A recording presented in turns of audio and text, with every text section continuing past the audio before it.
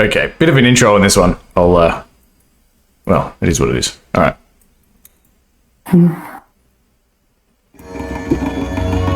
Oh, just a reminder as well.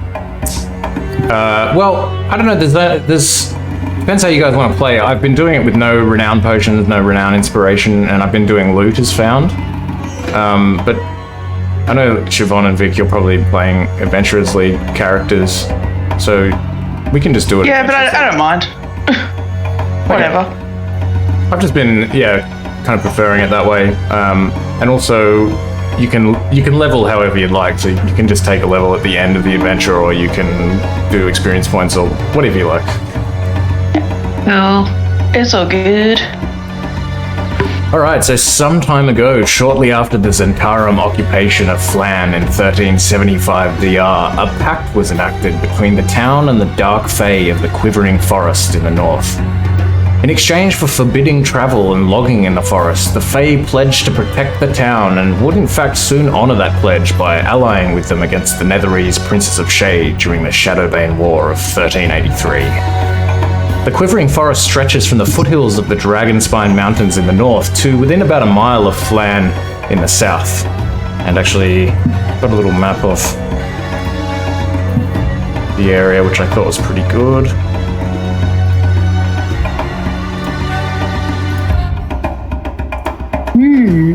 Ticklebelly Hills. Sounds lovely. Yeah. Maybe when the dragons fly over the top, they don't fly high enough and they get their belly full. Oh! Yeah, that's exactly what it is. That's exactly what it is. Oh, brilliant. Nice. Well, along its southwestern border runs the Stogeno River, which keeps the land there rich and fertile, allowing it to sustain a large amount of farmland, which supplies a great deal of food to the town below. In response to the dangers inherent in scratching out a living beyond the protective walls of Phlan, the farmers in this area built fortified hamlets at strategic locations along the river. Tiny communities where they can bring their grain for sale and transport, and where they can seek shelter during times of strife, such as when dragons are tickling their bellies over the mountains. One such place is Cable's Hill, a tiny thorp where the Stogeno and the Quivering Forest come into close proximity. It's really little more than a wide place on the road, a stopping point on the way to other places. But it's from this little community that word is received in Phlan. It seems strange things are afoot there, as a local woodworker disappeared recently, and when evidence was found suggesting he might have broken the pact, the agreement that no one should enter the forest, a search party was sent in there after him, probably unwisely, in the hope of bringing him back before the Dark Fae noticed anything and sought their revenge.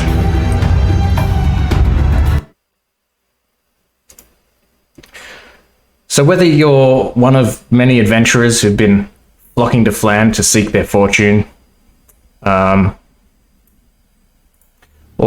you found yourself in the area for some other reason, you've heard of the need for help in Cable's Hill, and you've decided to take up the call.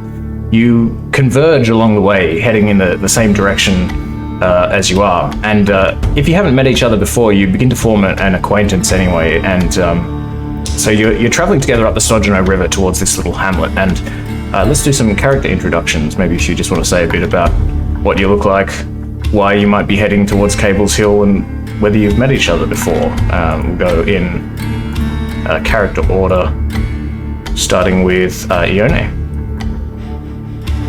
Okay, so Ione is a brunette, female Lightfoot halfling.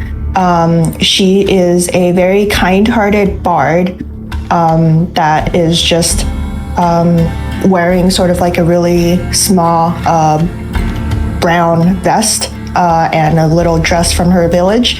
And she's traveling in that direction mainly just out of curiosity. She's just sort of adventuring out into the world and exploring, and she heard that there was some interesting stories going on. So she's just kind of just looking around and enjoying the breeze and walking in that direction. Nice. There have been some stories floating around, or maybe some tales.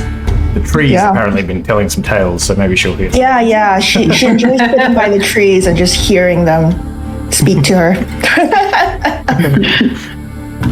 Okay, Henry. So Henry is a girl in her late teens. She's got short-cut brown hair. She's dressed quite simply. She probably doesn't come from any money at all. She's kind of gotten by in life so far by being unnoticeable.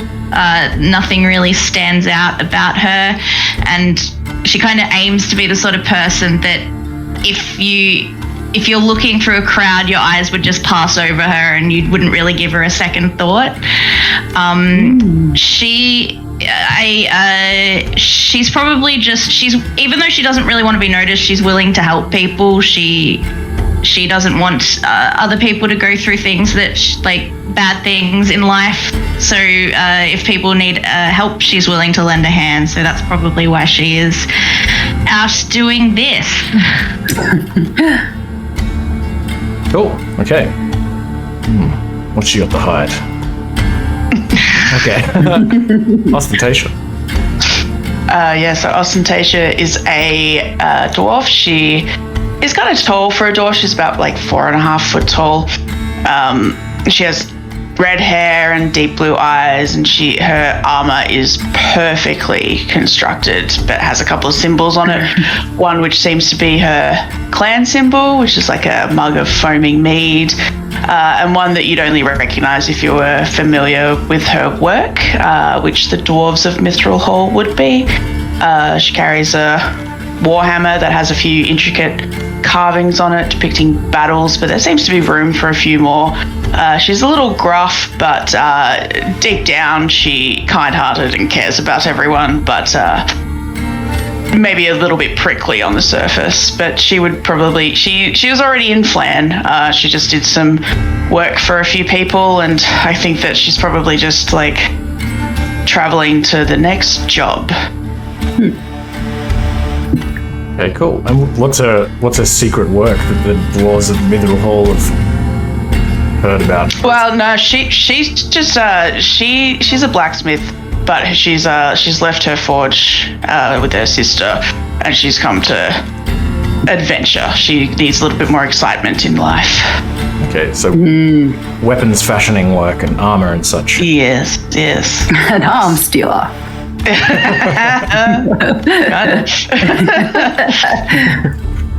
Awesome.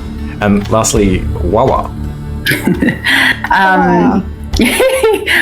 So Wawa is a red grung. He's about 3 feet tall. Little frog creature. He was a high-level grung in his dwindling tribe, but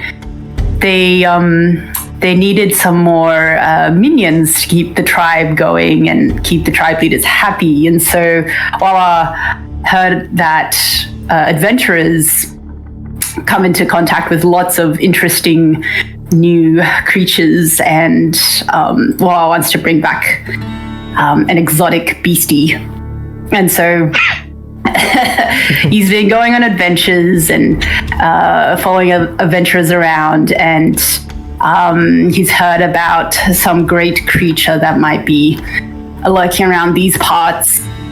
But on the way, he's also found that adventurers aren't too bad, and actually kind of enjoys hanging out with them a little bit.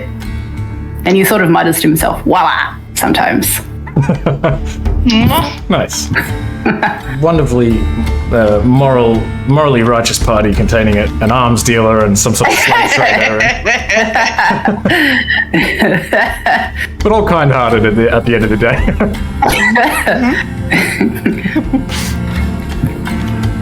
All right.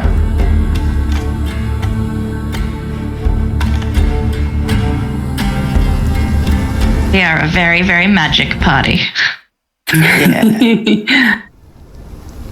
So, Cable's Hill consists of about a dozen buildings tucked away inside a wooden palisade on the western bank of the Stodgeno River. It's roughly a day and a half north of Phlan and nearly an hour away from the edge of the Quivering Forest on horseback.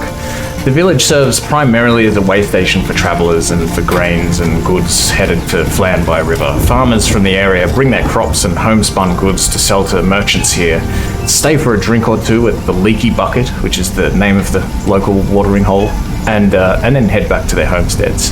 When you arrive, the day is rainy and the last vestiges of a particularly nasty storm are still blowing themselves out. Even so, the fields in the area are fat with wheat and vegetables, and the animals grazing in the meadows look fatter still. But when you enter the village, you find the place practically deserted. Barely anyone walks the streets, nor does it look like the buildings are occupied. There are some places you might look to see if you can find out what's going on. You can see the docks from where you are. There's some granaries, what looks like a blacksmith, some kind of general goods shop, stables, and of course the Leaky Bucket. What would you like to do? I think Ostentatia would head towards the blacksmith, but she knows that the pub's probably the place to find information. Everyone could be hanging out at the blacksmith, learning how to make weapons. Yeah. We all together at this point. Yeah, everyone kind of joined before reaching the town and sort of realised that they were kind of heading there for the same general purpose. So yeah, you're all kind of travelling together. Does anybody want any food? Yes.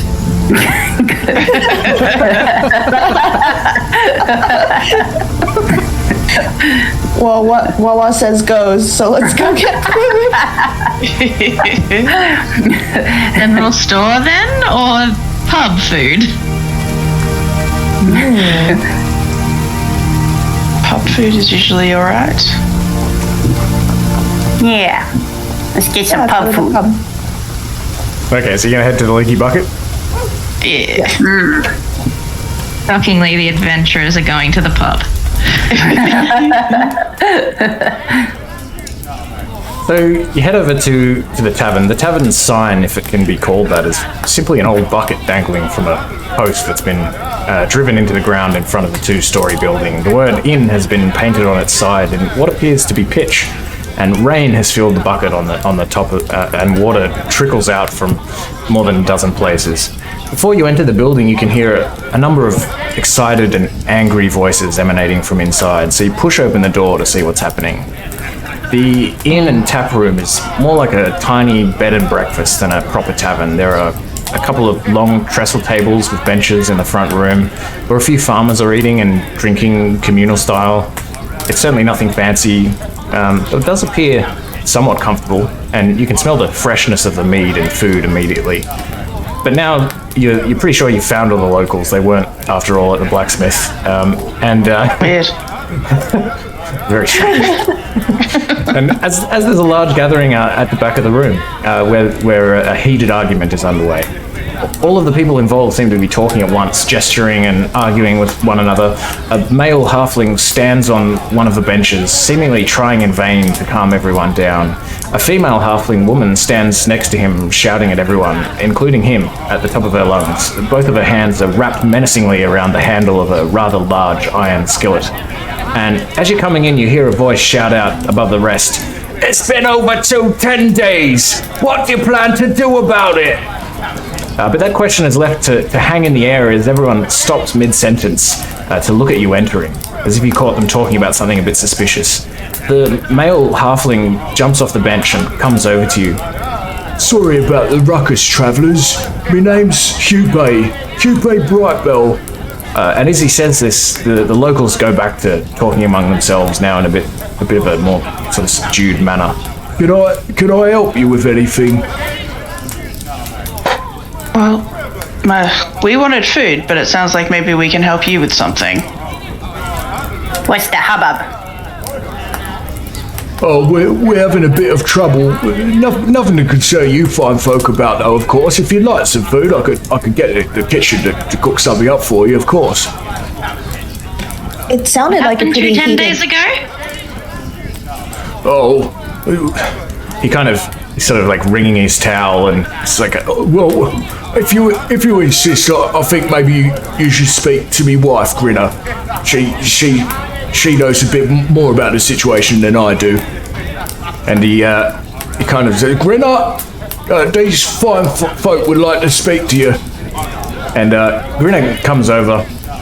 She's Oh, hello there, dudes. What can I do for you? Yeah. What happened 10 days ago? You seem very upset about it. Oh, well, if you must know, about 6 months or so ago, there was a man named Halvin Grangle who moved into an abandoned barn a few hours walk east of here, and well, he was. Most people thought he was a bit of an eccentric, just a sort of a hermit of some kind. He was just surviving off of some small amounts of money earned from selling wood carvings and such. But about a month ago, he suddenly stopped coming to town. A few of the villagers went to pay him a visit to see if he was okay, and, well, he was nowhere to be found. His home still had his possessions inside, but they couldn't see Harvin himself anywhere. But they did find a crude map of the area in his home, and well, the map had some vague notes, but there were a few things that scared us rather much. The map had a couple of areas inside the forest labelled. As you know, we've agreed never to go into that forest. The most concerning of which of these locations was a place called Greenhall. It's an elven settlement. And there's also some place even deeper into the forest, but we weren't really sure what that was. It wasn't clearly marked. But we unanimously agreed that Halvin had gone into the forest. Something that's expressly forbidden. As I said, at this point a nearby resident is like, We don't go into the Quivering Forest, and the Quivering Forest doesn't come and steal our children in the night. The forest steals children. she says, Oh, well, I suppose it's part old tales that trees tell, but partly the truth, of course. Obviously, the Fae can do nasty things if they're upset. But that's why, yeah, we definitely shouldn't go in there. But well, a few of us decided that we had to, because we didn't want them finding Halvin in there. We'd all get into trouble. So we thought maybe we'd go in there after him and try to grab him and pull him back out before the Fae noticed. We actually sought out the services of a half-elf ranger that lives in the local area. His name's Sorellus Greenleaf. We asked if he would guide us, but he adamantly refused and insisted that these few brave souls that went into forest, he said if they send anyone into the forest, they do so at their own peril. But they ended up going in there anyway, and that was 10 days ago, and we've heard neither hide nor hair of them since. Sounds like a... Sorry, go ahead. Well, it says, sounds like a pickle. What if you just sacrifice some children in exchange? We shouldn't, Wawa, we shouldn't sacrifice children. We should try to go save those people. Ah, they already went and tried. I suppose maybe if the children are so important. Well, maybe because we're not locals here, the forest will treat us nicely. Maybe. Maybe give me beasties. Grin is sort of eyeing you. Sure, there'll be beasties in the forest. Grin is kind of eyeing Wawa suspiciously. Okay. Well, I mean, the whole reason we agreed not to go into the forest is we didn't want our children to be taken and sacrificed. They're very small, though. Well, yes, I suppose so. That's why they can't fend for themselves. Anyway, And as she's kind of struggling with this thought, one of the sort of scruffier villagers that's kind of standing around kind of hollers out, It's probably them damn fairies that killed me cows. Down their eyes, down their wings. This man is thoroughly drunk, but he goes on about lamenting the loss of a few of his prize cows. And some of the others have kind of given up on the argument, and they're kind of sort of parting ways, going back to their drink and whatnot, and they kind of like laugh at him and kind of shake their heads. He says, Any of you fools that don't believe me, you can come and take a look for yourselves. Ooh, So, fairies. you want us to come and look at your dead cows? Well, something's been done to them. They ain't just dead. They've been horrifically murdered.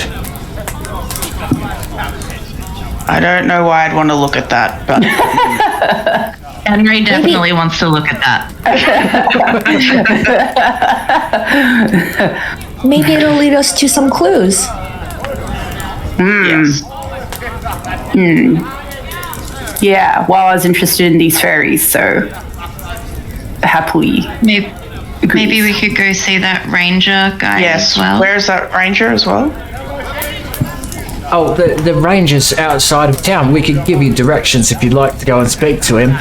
But if you are here to help, that'd be absolutely great. We certainly need someone to try to find out where these missing villagers went. They were hardly prepared to go into a place like that, but you look like you might be. I wouldn't recommend it, but I don't know. Maybe you could find some leads. Well, there's probably lots of leaves in there as well. We'll definitely find leaves. as she's stumbling over her words, you notice Hupe is actually already making a round around the room, collecting coins from the villagers in his hat. And as she finishes speaking, he comes over and holds out the hat earnestly. We pay you, of course. Of course. There's got to be at least 50 gold pieces of this hat. Would that do? Yeah. Oh, wonderful. Yeah, I just like to save the children. It's okay. Oh, in that case, maybe I'll keep it. I'll put it towards. No, I'll take her. No. I'll take We would it. still love it.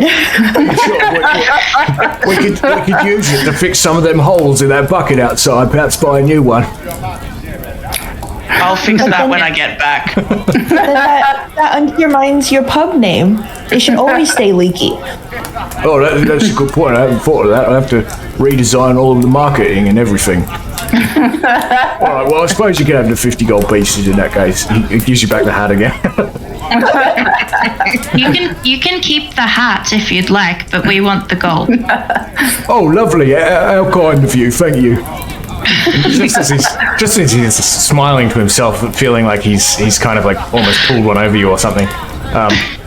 The nervous buzz of the leaky bucket's common room is shattered by a scream of terror, and a heartbeat later, a young human woman bursts in through the front door. She's like, "They know what we did!" And she throws herself at Grenna's feet, and she's like clawing madly at the halfling's clothes with one hand and pointing out the door with the other. And no sooner than she collapses, everyone in the inn sort of shoves past each other and kind of pushes to go outside and see what it was that put her in such a state. And as they do so, you begin to hear villagers crying out in alarm and issuing prayers to their gods for protection and other such things. How do you respond to this? Go outside. I want to know what she's saying. What happened? Rush outside. All right, so the 24 or so people from inside the inn are gathered around the town's central signpost, as you see when you go outside, and it looks like there's a person hanging from the signpost, an adult human male, and there's blood streaming from his eyes and mouth. Whoa.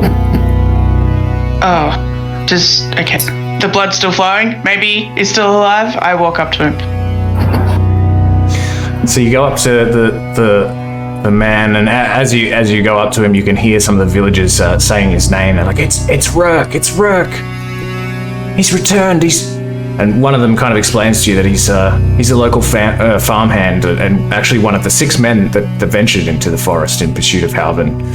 And you go up to him and you see that he is indeed alive, but he's definitely not looking too good. I healing word him. So before you go to cast healing word on him, you notice that there's actually a large, a foot-long bone pin that's been driven through a sheet of paper in his chest, which is effectively pinning the paper to him, but also kind of feel that maybe you might need to kind of remove this pin before you can just heal him. Okay. Can I try? So, like, medicine check? Yeah. Or something? Yeah, give me a medicine check. Okay. Come on. 17. Ooh. Nice. So you managed to pull this pin out very carefully, and as you do so, Rourke kind of like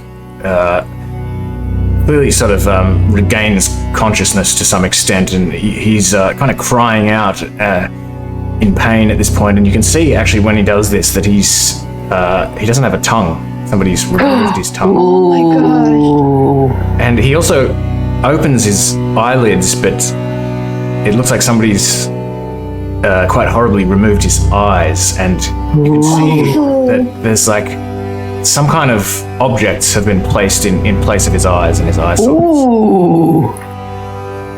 And at this point, like, What are they?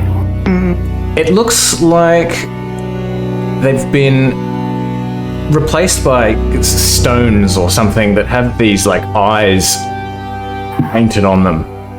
It's very disturbing. It's kind of like he has eyes, but they're not his eyes. Who would do something like this? Just as you ask that question, you hear one of the villagers say, it's Jenny Greenteeth. That's the sigil of Jenny Greenteeth. And several of the other villagers are like, oh no, kind of like marking the signs of their deities in the air and spitting on the ground and turning around 3 times and whatnot. And Who is Jenny Greenteeth? one of the villagers answers, telling you that she's a hag that supposedly lives nearby within the Quivering Forest. And most of the villagers know about Jenny Greenteeth as typical fairy story stuff. She eats children, she makes crops die, that kind of thing. Sounds dangerous. Is she a, legend fairy tale, or is she actually real? You can give me a... Like, is somebody pretending to, like, is somebody doing this to make it, like, progress the story of Jenny Greenteeth, or is this, like, an actual person? Maybe give me a history check. Oh, no, I'm not good at that. Well, anyone who's heard these claims... I'm all right at that. That's all right. That's good enough. Pretty good. Despite feeling not so confident about your knowledge of history, you do actually recall that some hag by the name of Jenny Greenteeth was actually one of the Fae who entered into the original pact with Phlan in 1380 DR. So you do think that, at least as far as records are concerned, that she may be in fact a real Fae creature that lives in there. Oh. But at this point, Rourke is crying out in pain, and he still hasn't received any healing. I don't know if you wanted to go ahead and do that, or if... Yes, I would like to healing word him. You healing word him, and also the I suppose when you take the pin out, it kind of makes it easier for the villagers to kind of pull him down, and they're sort of kind of fussing over him. But he's obviously feeling a little bit better that he's been healed, but he's also kind of panicking the fact that he's doesn't have many of his important facial features. And I turn around to the crowd and I'm like, someone else want to look after him, take him to his house or something? They all nod and agree that they should take him somewhere to look after him immediately, and they take him probably into the leaky bucket actually, and take him into a room there and begin to dress his wounds and try to console him. But Dude, thinking of the character out of The Mummy at the moment, the one that gets his eyes and his tongue. Oh, yeah. before they all leave, did anyone see how he got up there? He was like pinned to the sign, right? Yeah, I mean, you ask around. Maybe nobody seems to. Everyone was in the inn, and nobody saw anything. But you do have this piece of paper that was stuck to his chest with the pin. Yeah, what does that say? That says, Cable's Hill honors the long-standing truce between the people of Phlan and the people of the Quivering Forest. We seek only to retrieve a lost friend who does not fully understand what his trespasses signify. And the villagers can explain to you that this was actually all of the farmers took a note saying that with them when they entered into the forest.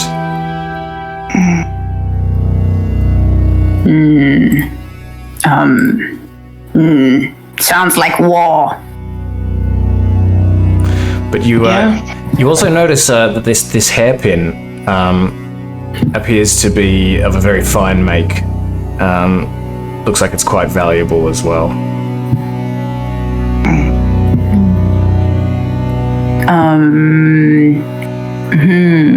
Would we recognize like any sort of pattern on it, or anything special about it? Does it seem magical? Does it seem magical? You don't know. You're not able to tell if it seems magical just by sort of looking at it. I mean, if we sit here for 10 minutes, I can tell you if it's magical. And I can like ritually cast detect magic. Yeah, okay. We got 10 minutes, right? Yeah. Yeah, you don't feel like there's any reason why you wouldn't have 10 minutes to do that. Okay, I'll do that then. Okay, so you take 10 minutes to cast this ritual. Some of the villagers kind of stand back in awe and watch as you do your thing. And you cast detect magic on this hairpin, and you do discover that it does in fact radiate quite strong divination magic. Ooh. Ooh. What's That's not good. Right? What's the divination magic do? Tell the future. Ah, that makes sense. Yeah, there's those sorts of things. But it This can also be hairpin? used to like watch people, right? It can. Oh. Crying bone. Bury it. Oh yeah, did you say it was made out of bone? Yeah, it looks like Yeah. looks like it's made out Oh of bone of no. some kind. Kill it. Yes. And Grinner comes up at this point. She's like, Oh, please, you have to do something. What if the other farmers are also being tortured in horrible ways? Yes. Yes, very likely. Considering this guy can't talk because his tongue got cut out, what do you know anybody we can potentially talk to regarding this Jenny Gray Teeth person? Or where she could be? Oh, I don't know. Maybe you could have a look for more evidence in Alvin's barn, or maybe you could speak to Sorellis. Perhaps he didn't want to help the farmers, but he might have some information. I'm not really sure. and at this point, that drunken farmer from before also kind of stumbles out the front of the inn. He's like, And you could have a look at me dead cows. Man, this guy makes a very convincing argument. I would like to go see the dead cows. Yeah. Sounds like he really wants us to see the dead cows. Yeah. okay, so you want to go and see his dead cows? Yeah. So sure. Look at dead cows, guys. Yeah. I would like to leave the weird bone here. I don't want the bone to come with us. That's fair. I think that's fair. As you Don't want that leave, bone. you see it following you. It's just kind of hopping along. I kill the bone. Bone, no, stay here. Okay, so you leave the bone behind, and the drunk farmer is all too happy to lead you to his farm on the outskirts of town. And once you get there, he leads you around the back of a shabby barn, and you see there's 3 cows lying there piled up near some scrub bushes that surround a large outcropping of rock, too big to remove from the farmer's field. Each of the cows is in various stages of rot, and they've all been torn open, and it's obvious that large portions of the carcasses are gone, having been carved off with some kind of sharp object, probably a knife or something. And there's a few carrion birds flying around and sitting on it, and they kind of like fly off, just kind of squawking in disapproval at your intrusion as you approach. Look what they've done! It's those blasted Fae! Do they usually use knives? Not usually. Well, Can I have a closer look at the cows? yeah. Yeah, you have a look at these dead cows. You can see a couple of things. You find a small puncture wound, as if from like a stinger or something, and you can see that the area around this wound is swollen and discolored. Clearly, you think probably by poison or something like that. But aside from that, the cows are just completely mutilated, as if someone butchered them for meat, but had no idea exactly how. Are there any living cows? The farmer tells you that he's still got 1 or 2 cows that he's kind of like trying to keep together on the other end of the farm, hoping that they don't get eaten in the same way or slaughtered in the same way. But most of them are dead. Are there any tracks of like what might have killed these things? Yeah, that's what I wanted to look at. Maybe you give me a perception check.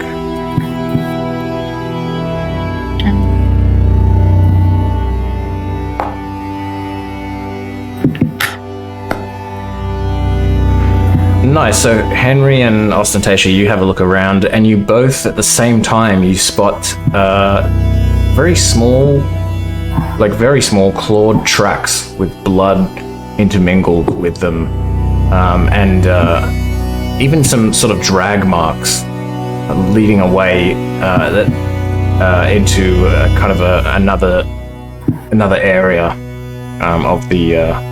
of Cable's Hill. And when you see this, the farmer sort of sees what you're looking at, and he's like, "That's in the direction of Halvin's farmhouse." Oh no, do you think what attacked these cows might be going in the other farmhouse direction? Does seem like that. Maybe we should follow the tracks. Yes. Yes. Yeah, let's follow it. Okay, so you follow these tracks, and they lead you to Halvin's farmhouse. And as you approach the farmhouse,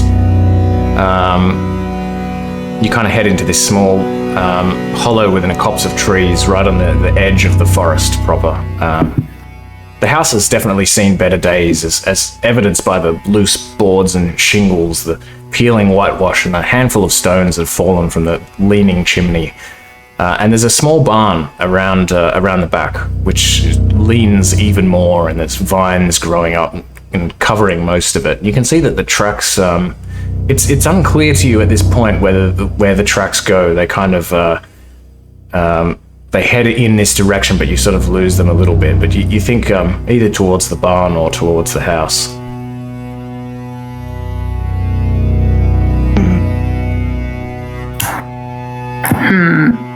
Try the house first and then the barn?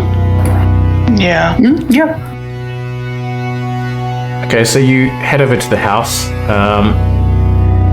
There's nothing remarkable about the house from what you can see at a glance, either outside or in. The doors kind of left open by the villagers when they previously had a look in there. Looks like Halvin's only occupied the main kitchen and dining area and one of the bedrooms, leaving the rest of the house just kind of dusty and unused. So you don't see anything at a glance. Can we have a search around to see if there's anything that they said they found a map, right? When they looked in the house originally. Can we have a look and see if there was anything else that they missed? Yeah, give me a perception check.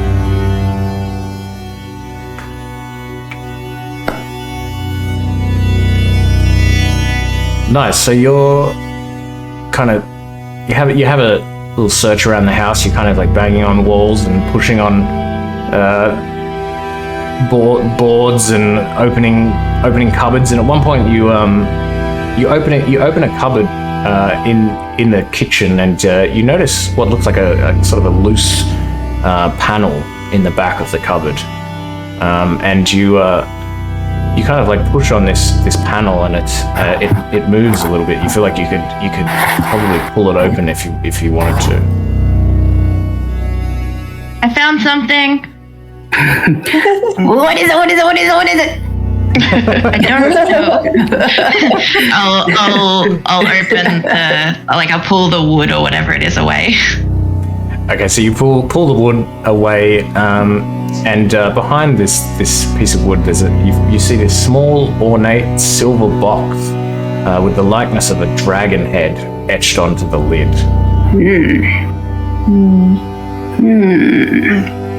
And I opened a box.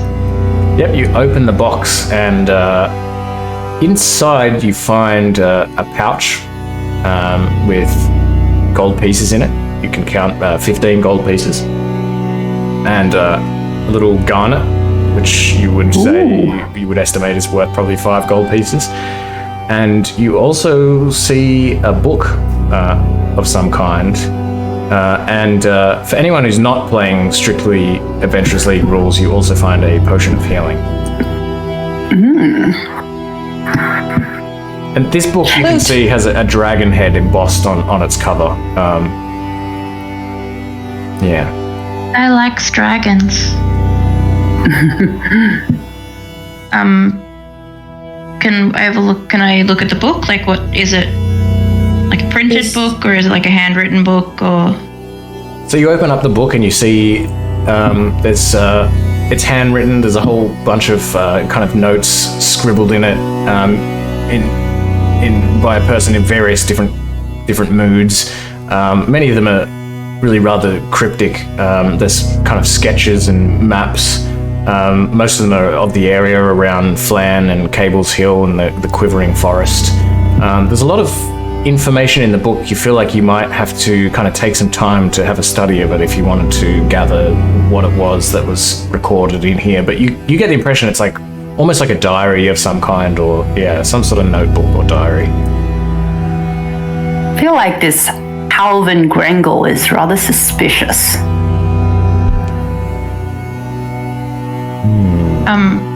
Alvin Grangle. I wouldn't mind having having a closer read of it, but I don't mind doing that while other people like go and check out other stuff. So you can kind of like flip through this book and sort of study it a bit while you kind of follow everyone if you want to. I don't see why you'd need to like sit in the house by yourself. Yeah, cool. I'll kind of trail behind everybody while I'm reading this diary thing.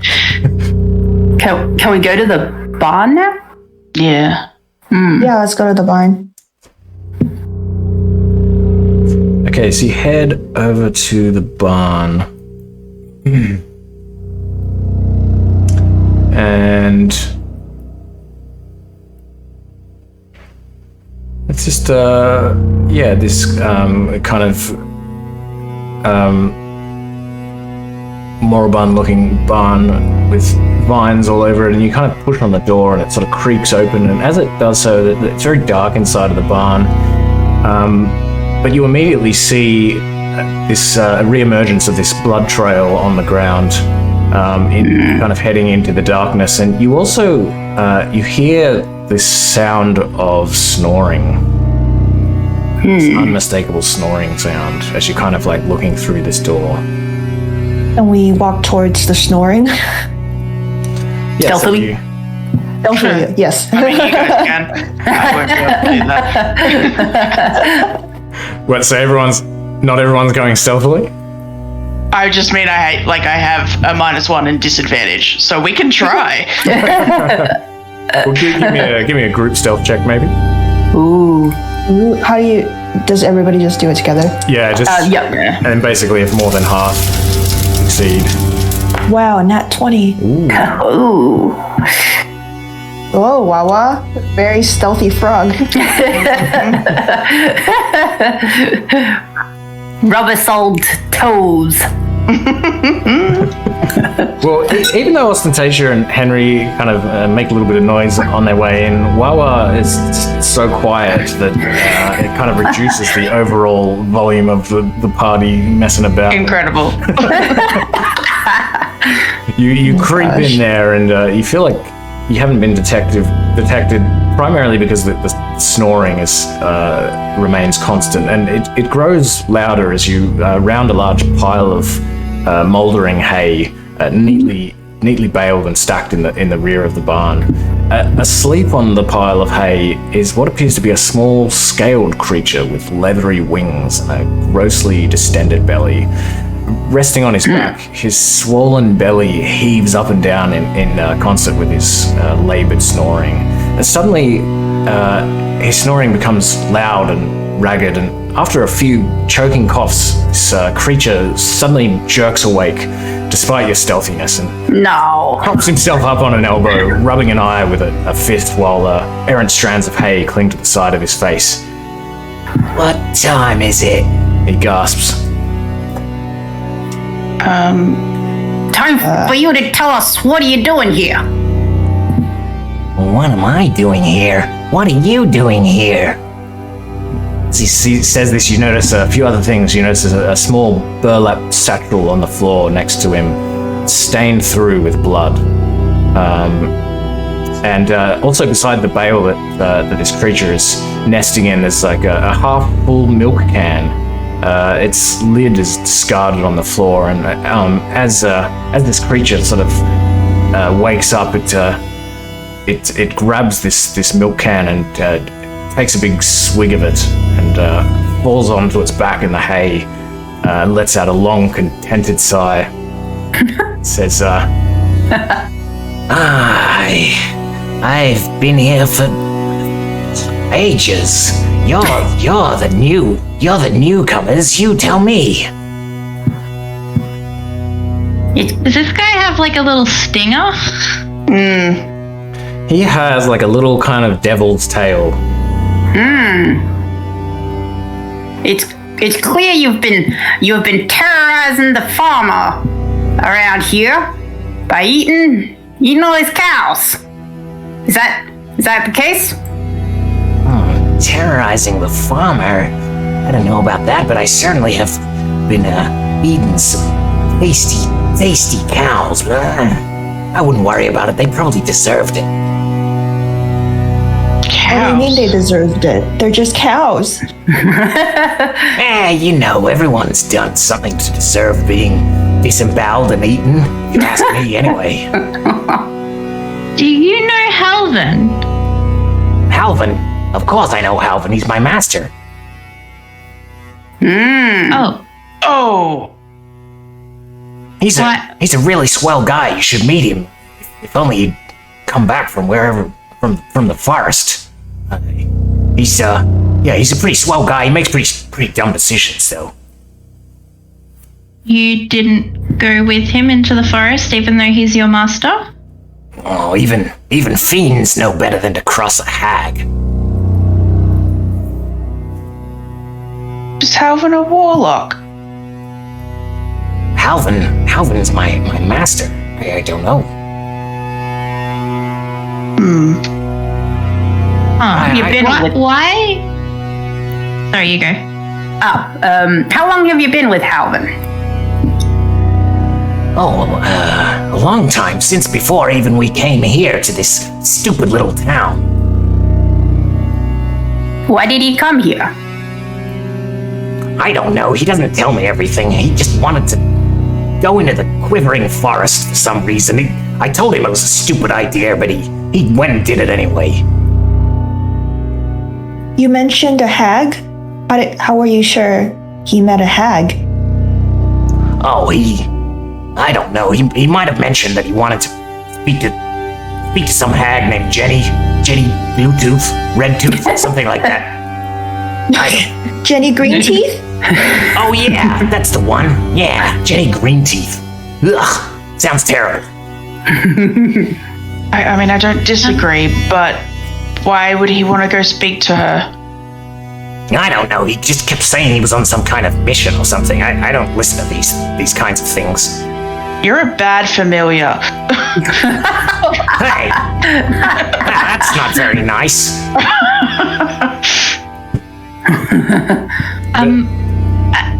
I think we might be going into the same forest. You wouldn't want to come with us to try and help find Halvin? Ah, I think Halvin might be in danger. Hell You're no. really swell, but he's such a swell dude. yeah. Also, if he dies, you die. I'll just go back to wherever it is I came from. Halvin, yeah, he's a swell guy, but like I said, he makes pretty dumb decisions. I told him not to go into the Quivering Forest. Even I thought that was stupid. But he did it anyway. That's his own fault. I ain't going in there. It's like I said, I'm not crossing a hag. I ain't stupid. Why don't you stay here and have some meat? He like pulls out this like big like lamb chop that's like under his back. He's like offers it to you. Yeah, it's tasty. I don't mind Sorry, if I do. what's your name? What's your name? Pip Yap's my name. What's yours? I'm Henry. Oh, Henry, nice to meet you. Did you want some meat? No, thank you. Oh, okay, well, suit yourself. He like takes a big chunk out of his meat. Excellent. You don't know what you're missing out on. Oh my god, I love this guy so much. I just want him to come with us. Yeah. What if we can? What if you might see some more yummy meat in the forest if you come with us? That's a good point. You could help Halvin and get meat. What sort of meat? The best meat you can imagine. Oh, that does sound good. Maybe give me a persuasion. Give me a persuasion check.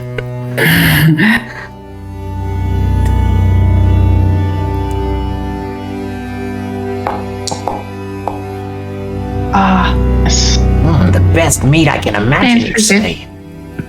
Like Well, okay, but only if it's the best meat I can imagine. Fine, I'll come with you. Why not? and you can have inspiration for that as well if you'd like. Ooh. Yay! Nice. Hope this guy doesn't like Kill turn us. on us. Yeah, once he realized it. We're very like untasty. we just need to kill some monsters and then feed it to him. Yeah, you can trust me. That doesn't make me feel better. Insight. Yeah, you can give me an inside check. You do not trust him at all. Oh dear. Yeah. Gosh. Why did we invite him again? Because I want to make Adrian keep doing that voice the entire time we're playing. Not gonna lie, same.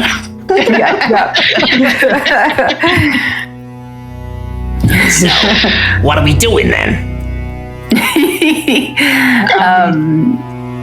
Did we want to go see that ranger guy? Yes. I think maybe we should go talk to that ranger. Then maybe try and head into the forest. Yep. Oh, well, actually, Henry, was it you that was studying the book? Yes, it was. I'll say you've gathered a few things from this book. It seems that Alvin was sent to Phlan to treat with the Fae of the Quivering Forest, specifically to convince the Fae to break their pact with the town and sit idle while the cult plunders it. The cult is underlined. That's all it says. It seems that Halvin had been sending letters and gifts to the elves and the fae of the forest, but to no avail. Either his messages were not being received or they were just being ignored. And after months of no progress in obtaining permission to enter the forest, he simply ran out of patience and decided to just enter on his own and visit them personally. He knew that Greenhall was the closest thing to an elvish settlement in this part of the forest, and he had a general idea of where he might be able to find the hag Jenny Greenteeth. He seemed to think that it was somewhere near Greenhall. And he also expressed disappointment in his familiar, who apparently was too scared to go into the forest with him. And this last entry is dated to just over a month old. Did it say where he thinks Greenhole's thing is? Yeah, you can see that he's kind of sketched this general route through the forest towards where, he's like circled Greenhall on the map. So you can see there's kind of like a path through the forest. Okay. Should we go to Greenhall? Or do we want to see because the ranger hasn't actually gone into the forest, has he?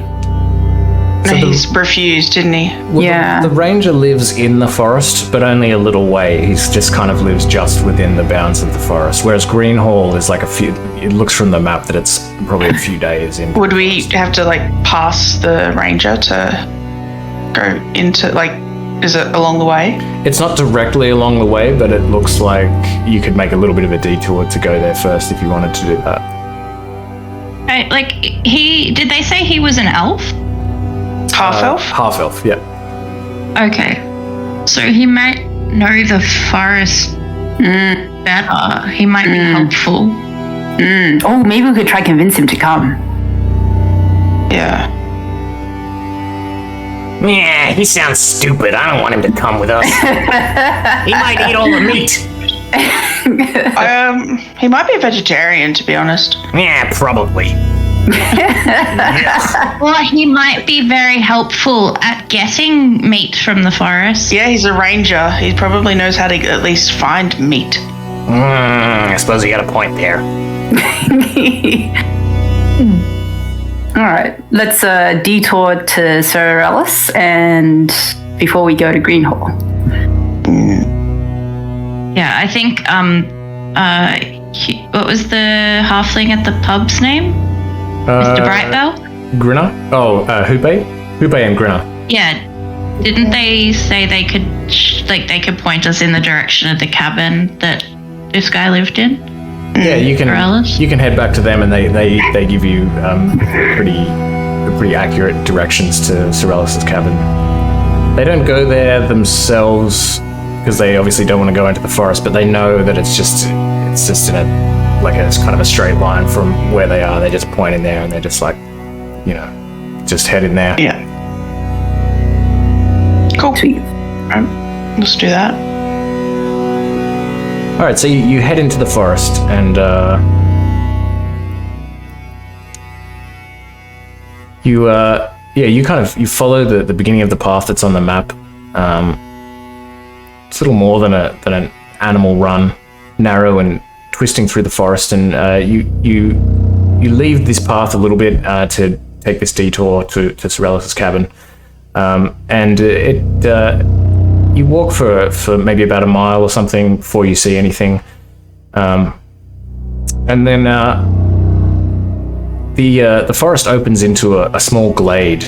There's a picturesque babbling stream tumbling past a cabin built of natural timbers and a sod roof. The only sign of occupancy is the small garden along one side of the cabin with a number of herbs and vegetables growing in neat rows watched over by a scarecrow. This idyllic garden is being tended to by a half-elf, and he notices your approach, and he stops working and props his elbow on the end of the shovel that he's holding. I take it that they haven't returned yet, he says with a note of concern in his voice. They have not. Well, one of them did. I see. In a way. I told them not to go poking about in there. Yes. Speaking of poking about, we're thinking about poking about in there. We would like to go to Green Hall. Yeah, apparently there's some meat there. As Pipiat says this, Sorellus sees this little. You're aware that it's an imp, and he kind of backs up a little bit. What is that doing there? Do you travel with this creature? Not usually. He's trying to help us. Yeah, we're friends. We're trying to help him find his master, who ventured out into the woods. This Halvin fellow that the farmers were looking for. Yes. Yeah. Perhaps we should discuss this further. Why don't you come inside? This is no place to talk. You'll have to wait outside. Yeah, I didn't want to come in your stinking home anyway. Just sit outside, be good, and don't eat anything, okay? Don't eat anything. I'm confused. Not yet. You gotta stay hungry so that when you do get meat, it's 100 times tastier. That doesn't make sense to me. You are much larger than I am, so. Ooh, that's So loud. yeah, loud fire truck going by. Happens a lot where we are.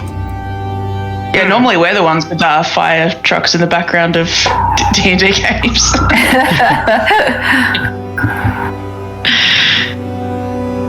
Yeah, so you head in. Pipiat sits outside, and Sorellus offers you all a glass of homemade hard cider, claiming that this is his life's work. And that I understand. you settle down, and perhaps you partake of this cider, or perhaps you don't. But he summarizes his earlier encounter with the departing villagers. He says, 10 days ago, the residents of Cable's Hill asked that I lead a small group into the Quivering Forest to treat with the elves of Greenhall. I told them that the elves were the least of my concern, but they wouldn't hear it. I cautioned them against their voyage, insisting that the Fae would react poorly on their intrusion. But it seems they met my warning with disregard. I hesitantly outfitted the villagers with equipment more suitable than the rake and shovels they were armed with. I gave each of them a sword and a good cloak, a 10 days' worth of rations, and of course, the warning that their plans would result in nothing but tragedy. As unsurprising as it is to hear of this individual that you say was returned in poor condition, it does sadden me to hear it. Why have you come here? We thought you might be able to help us. Oz explains that we found some information that this Halvin fellow was trying to trick the Fae and the townspeople and start to the stuff in the book, pretty much. And that we'd like to find him and explain to the Fae what's happened. give me a persuasion check, Wawa.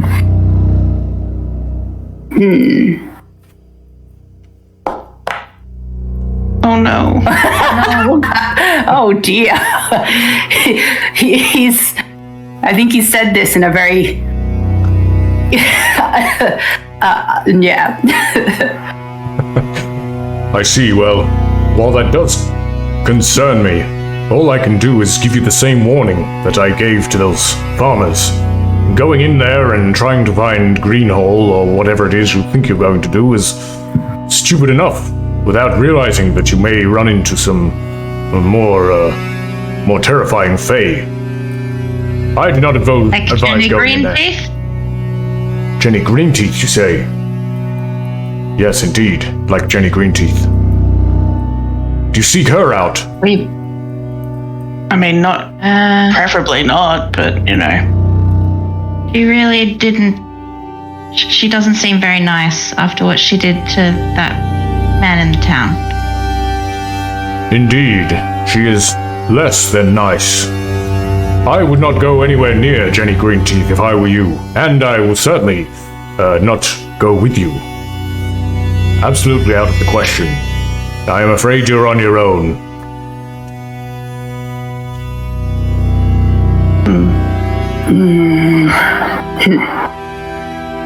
Very well.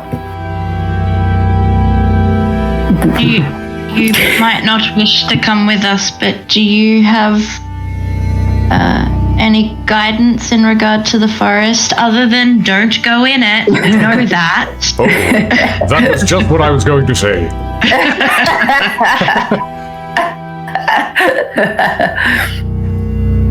I can tell you of a shortcut to Green Hole if you must know. And I can give you some rations and some warm cloaks. Just normal warm cloaks. But other than that, there is not much I can do for you. Thank you. Shortcut is good, yeah. He kind of tells you this little shortcut. It's like, you see here, if you, instead of following the path, you kind of cut across it here, it will take you a little bit less time to get to Green Hole. Well, that's something. Use the knowledge wisely. Thank you. Do you know anything specific about creatures we might encounter? If they would have any weaknesses? Hags. There are all sorts of creatures in the forest. I would not want to... And just as he's saying this, he's actually cut off as you hear this loud bang on the door. And the door of Sorellis' cabin shudders as something... It sounds like something slams into it from the other side. It happens again, a heartbeat later, and the door suddenly bursts from its hinges, falling flat to the floor. And a man-sized pile of straw and burlap stands in the doorway, a jagged tear across its face, twisted in a malevolent sneer. Almost at the same time, the windows of the cabin explode in a shower of glass as masses of writhing vines creep into the cabin, coalescing into vaguely humanoid shapes. Oh no! Oh, Pipia, dear. what did you do? What did you do? Eat them. Oh my god. It's a very cozy home. Oh, it hasn't loaded for me. Come on, load. Very cozy. Alright, so you're being attacked by what looks like the scarecrow that you saw earlier. Maybe refresh, Vic. Yeah, I might have to refresh. Sorry.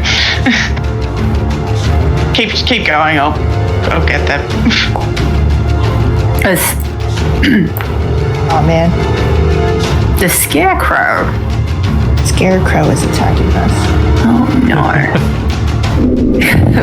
Oh yeah, the door is open. So you see this scarecrow down here. Dear? That's some sort of vine-covered, creepy-looking creature made out of bits of the forest. But the scarecrow is down to the south, coming in through the door. Oh, I see. Can we call Pipia? Pipia, where are you? Come in. We have something for you to eat. You don't hear a reply, and you get the impression that Pip-Yap is kind of flown off somewhere.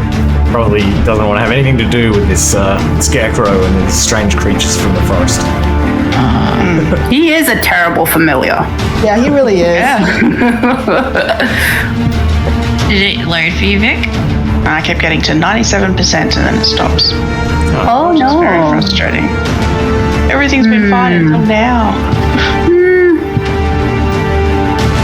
Do you want me to roll initiative for you, and we'll... I don't want to roll it in case you get like a 1 or something. I think I can do everything. I just can't see the map, so. But that means that I can't Do anything. Yeah, hang on. I can roll initiative. I just can't see anything. Are you using Chrome? Yeah. If you've refreshed, I don't know what else to. That's about the Yep. limit of my stuff. Yep, same. Hang on, I'm just gonna keep trying. But I got an 11 for initiative, so, you know. Maybe. Wow. I'm trying to think. Yeah. I did it before and I refreshed and then it came back and it was fine. And yeah, now it's not, which is very frustrating. Come on. God damn. Yeah, I guess it's just probably the image of the map. Yeah. It's just a bit big or something. And I've, like, this is a brand new computer and I've taken out all of the stuff that, like, usually stuffs up if...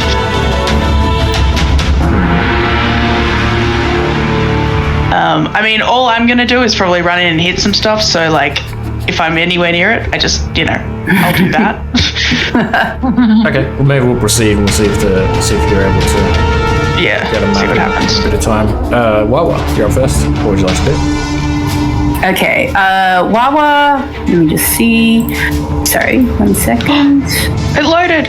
Yay! Okay, Wawa is gonna run here and That can Yeah. just be Sorellis, by the way, as well. okay, cool. Gonna cast Armor of Shadows, which is mage armor yourself at will. So armor class of 16 now. Okay. Can I change that? Let me see. might be able- Update. Oh, sweet, yeah. Okay. Okay, cool. And then I'm gonna Hexblade curse the straw man, and then I'm gonna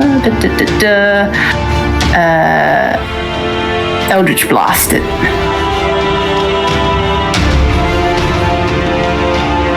Oh wait, I was meant to do that at advantage, but that's fine, I guess.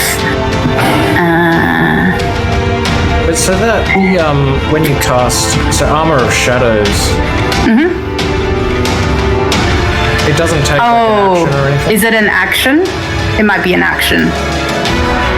I think it's still an action, it just doesn't use a spell It just slot. does use spell slot. Okay, cool. Well, then I will ready my Eldritch. Wait. Yeah, I can still do the Hexblade curse because it's bonus action. Yep. But I'll just ready my Eldritch Blast, so if the Scarecrow comes to their door... Oh, wait, no. Ignore me. That's all. That's all? Yeah, that's all. Okay. Okay, this strange creature of the forest is gonna climb through the window. And sees a couple of you here. And it's going to creep over to Ione. And it lashes out at you with its kind of clawed, gnarled wooden fingers. Completely misses. And I just sort of twirl out of the way. then you notice this other door, which you might have guessed is to the bedroom, suddenly swings open. Oh no! And another one of these creatures kind of emerges. What was that? It's gonna move over here. Sorellis is too shocked and surprised and unarmed to take take an opportunity attack as this creature moves past him. And it's going to, it kind of like reaches out with its hands and these sort of like long kind of nail-like spines emerge at the end of its fingers, and then they kind of like fly out towards Henry.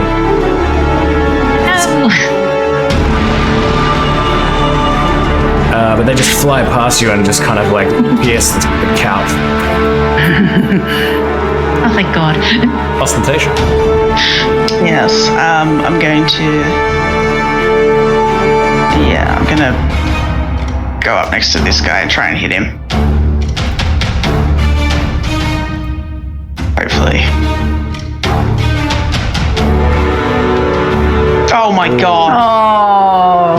You like step on some of the broken glass as you walk over, and it completely throws you off. And this thing just kind of like moves out of the way as you completely miss with your warhammer.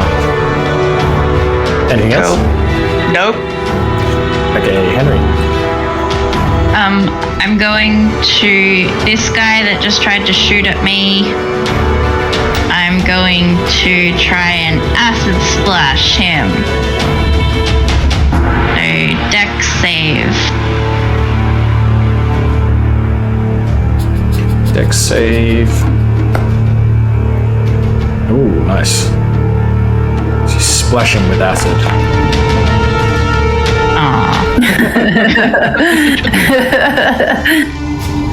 Some of its leaves. That's not very nice. Better than me. Burn off. One of the leaves falls to the ground. It's like discontented. Oh, and then I would like to use my bonus action to try and shove him away from me. So a strength saving throw as well. Awesome. Oh no. So he gets shoved back 5 feet. Ooh. So shove back. Because fuck that guy.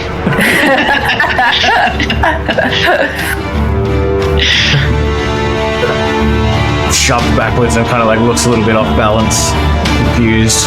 Some of its leaves are I'm missing. gonna just duck behind this couch. I'm not hiding or anything, but hopefully it'll give me some cover or anything. Do these things even have leaves? Maybe not. Well, not anymore. It had a couple of leaves. You're not sure if they were growing out of it or if it was just sticking to some of its needles, but yeah, no. Okay, I saw that there was a creature right here. Was that one the one that was shoved back? Or So this one was the one that was shoved back. Oh yeah, there was a scarecrow at this window before. yeah. There was. Oh, there you go. I can There see he it. is. Yeah. I can see him now. Okay, cool. So the reason I asked is, does that window have like a door or like a window thingy that can close? The one where the scarecrow was standing? Yeah, Yeah, that's a door. It's just that's a door. It's just okay. like smashed the door. Was it? It burst. It burst from its hinges. So no, unfortunately, it's just an opening. Oh, dang it. I was going to use Mage Hand to try to close the door on it. Okay, never mind. Okay, cool. So then I'm going to aim for this one and use my bow. You'll have disadvantage because you're in melee with this one, just so you know. Where? Right next to you, next to me, in between you and me. There's a dude. Oh. Never mind. I'm going to use my dagger on him. So I'm going to use my dagger.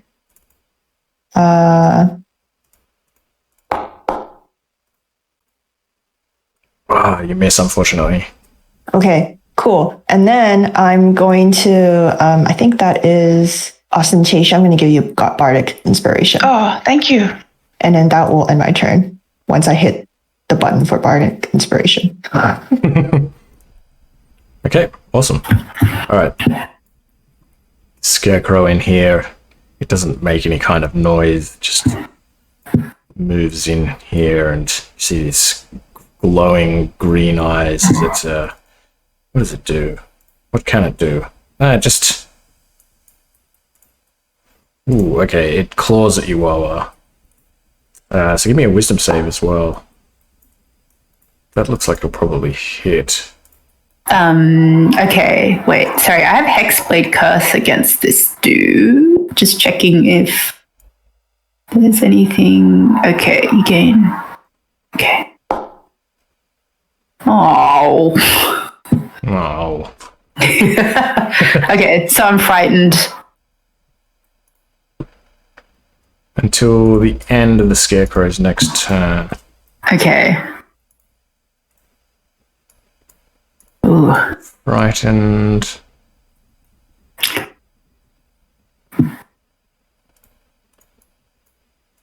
And it's going to follow up with another claw strike. No reason to do a second saving throw. And this time it misses. You kind of reel back in terror, and as you do so, it takes a second slap at you, but it just misses you. Whew. What was the damage for the first attack? Sorry. I think I missed it. Oh, I don't think I even rolled it. Okay. 7 slashing damage. Okay. Ow. Okay, Wawa, you have an opportunity to respond. Oh, yeah. Okay. Wawa is gonna do a booming blade with his poisoned poison dagger. Okay. And because he has the Hexblade curse, it balances out this the disadvantage of the frightened condition. Yep. Oh, whoops.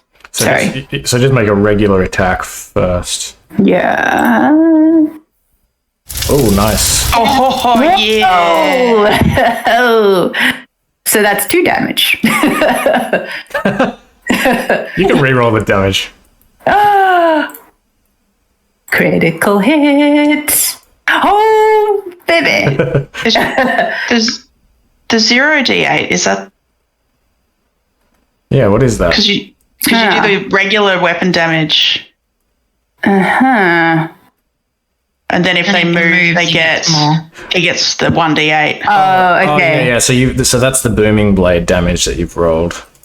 Oh, only if sorry. you use My bad. Sorry. Dagger. Oh wait, what was the 1d20 even? You just rolled a d20. Sorry. Yeah, I just rolled a d20. Should I just re-roll the dagger attack? Yeah. So yeah, Sorry. but I mean, yeah. Okay, No, I mean you can still have a crit. You rolled a d20, like that's a valid way of attacking. That's fine. Just roll the damage for the dagger. As a crit damage. Nice. Cool. Awesome. So yeah, And 7 damage. And then if he moves, he gets that 6 damage. That's right. Nice. Okay. And sorry, if he also gets poisoned,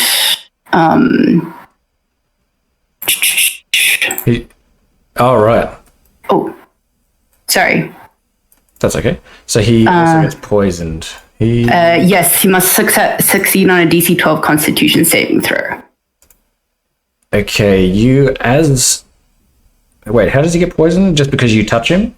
With a poison dagger. Lala has poison that he secretes, and You get the impression that this poison just kind of seeps into the kind of sack and straw and doesn't seem to have any particular effect on this creepy ass scarecrow. no. Okay. End of my turn. Okay. This weird creature of the forest isn't sure who to attack, and so it attacks Ione again with the claw. And hits. Ooh. For 8 damage.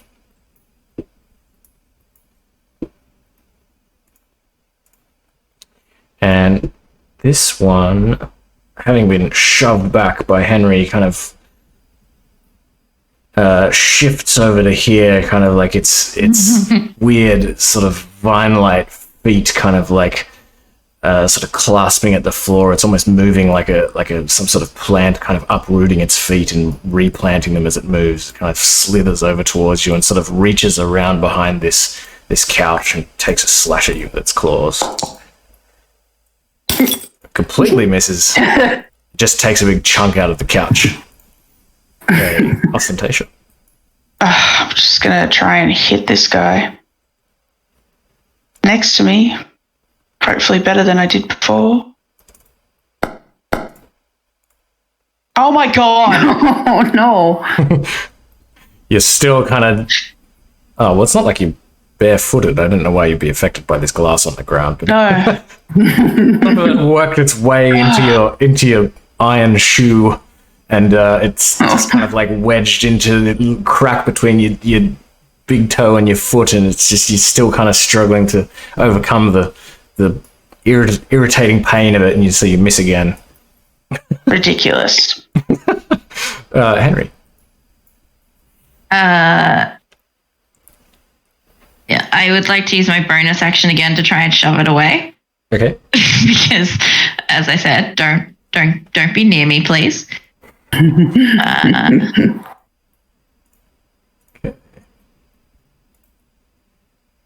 Nice. You shoved Shove it 5 backwards. feet away. And then my action, I will... Of all the times I didn't take Firebolt on a spellcaster, and I really wish I had it right now, I will try and Mind Sliver this one that I just pushed away from me. Okay. Ooh. Nice. Looks like it's getting mind slivered. Yeah. Whoa. It's good. So it now has a negative 1d4 from the next saving throw it makes before the end of my next turn. Okay. Don't think I have an icon for that. Let's... Let me just... It's not grappled, obviously. Just remind me if I don't forget. If I do forget. Good. Hey, Ione. Okay. I'm gonna give Bardic Inspiration to Henry. And Thank then, you. Yep. And then going to... There's still the guy between us, right? Mm-hmm. Yep. I don't know why I don't see him. You can't see this guy? No, that's why I'm just like, who am I attacking? Yeah. See, like, I just see your pointer at the ground right now. But I'll say that there is a guy right there. And then just dagger him again. My thing is frozen right now, actually. Oh no. Yeah. Oh, it's become unresponsive. I need to exit and come back.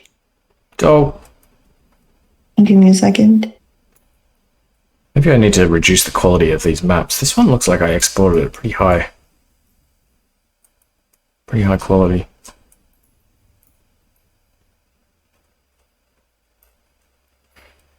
I don't know if that would cause it. Sorry, still waiting. 98%. Let's see if I can. Yeah, that's what it was doing to me. 98%. Yeah, I'm just gonna. I can't see it still, but I'm just gonna try to roll. Okay.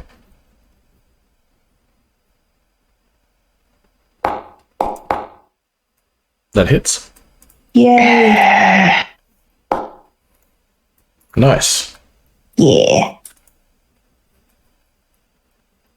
As it's kind of reaching out towards you, you like stab it directly into its weird clawed hand and reels back. Oh, I see him now. Awesome.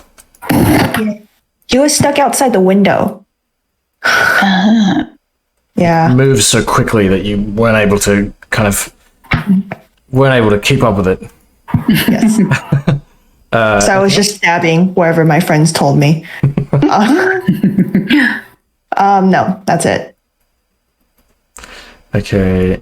Oh wait, so Ostentatia and Henry both have Bardic Bardic Inspiration? Inspiration. Yeah. Okay. Alright. Scarecrow is going to lash out at Wawa again. Oh no, it's the end of its next turn, isn't it? Okay, so...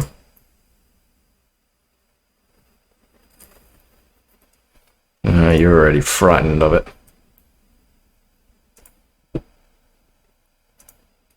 Does that give it advantage because you're frightened, or only... I can't actually remember. Okay, so the frightened creature has disadvantage on ability checks and attack rolls. If I can see it. It doesn't. I don't think it benefits it. Yeah, No, yeah. it just disadvantages. Yeah. Nice. Okay. Looks like it hits you. But you pass the no. save, so you're not doubly frightened. But I'm still frightened, right? You're frightened until the end of its turn, so I don't know how. Oh, okay. I don't know how I would do that. Yeah, I guess it would have just extended the frightened condition until the end of its following turn. But you take 6 slashing damage, and it follows up with another claw attack. And Oh, gosh. Oh, wow. Oh, dear. you'll probably need to make the saving throw again as well. Yep, okay. Oh wait, the 13 They get misses. Poison from touching you. It seems like it's not affected It's by the poison. immune. God damn it. God damn What's the it. point of playing a grung if you can't just poison everything that hits you? And it looks like you do have to Yeah. make the save even if you're not hit, unfortunately.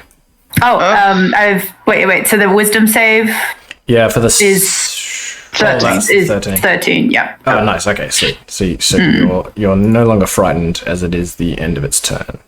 Okay, cool. Excellent. So I'm no longer frightened. And sorry. Is it still has booming blade on it? Yeah. How long does Oh, it no. last for?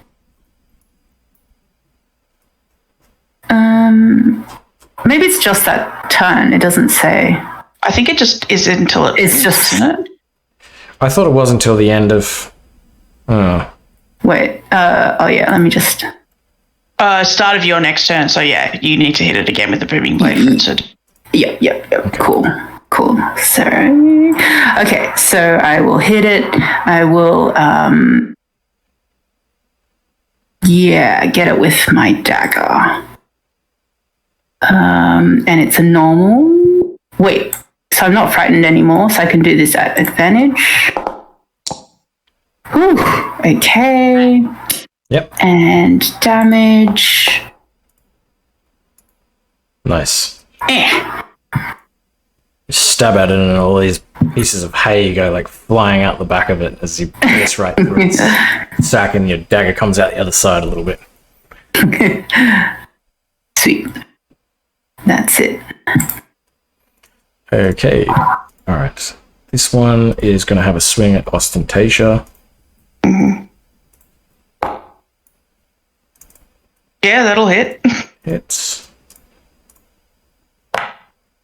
4 damage. Oh. And this one...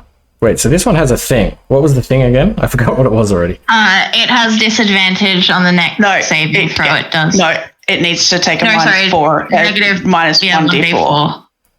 Oh, just on the next save. Yeah. Yes. Okay, it's... before it kind of moves towards you again, Henry, instead it will try to shoot some needles at you. Rude. Looks like it misses. So it will... It's still going to move over towards you. And does that thing, that condition, it go away at the end of its turn? End of my next turn. Okay, sweet. Ostentation. Has the one that Henry... It has taken damage, hasn't it? Yeah, that one down there looks like it's probably more Cool. bloodied than this one. Great. I'm going to try and toll the dead that one because it's got the mind sliver on it. Nice. So DC 13. Great. And then minus... Oh, okay, but yep. Well, minus the 1d4. I want to see how little it saves by. Oh, No! God damn it.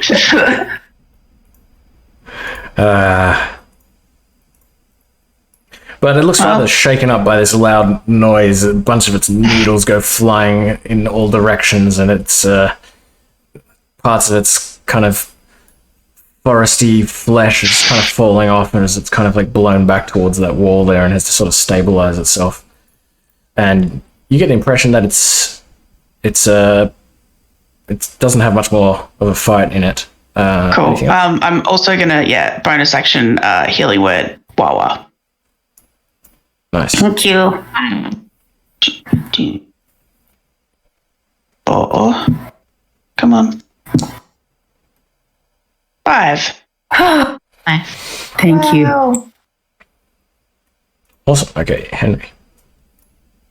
I'm gonna try and shocking grasp this guy next to me. Okay.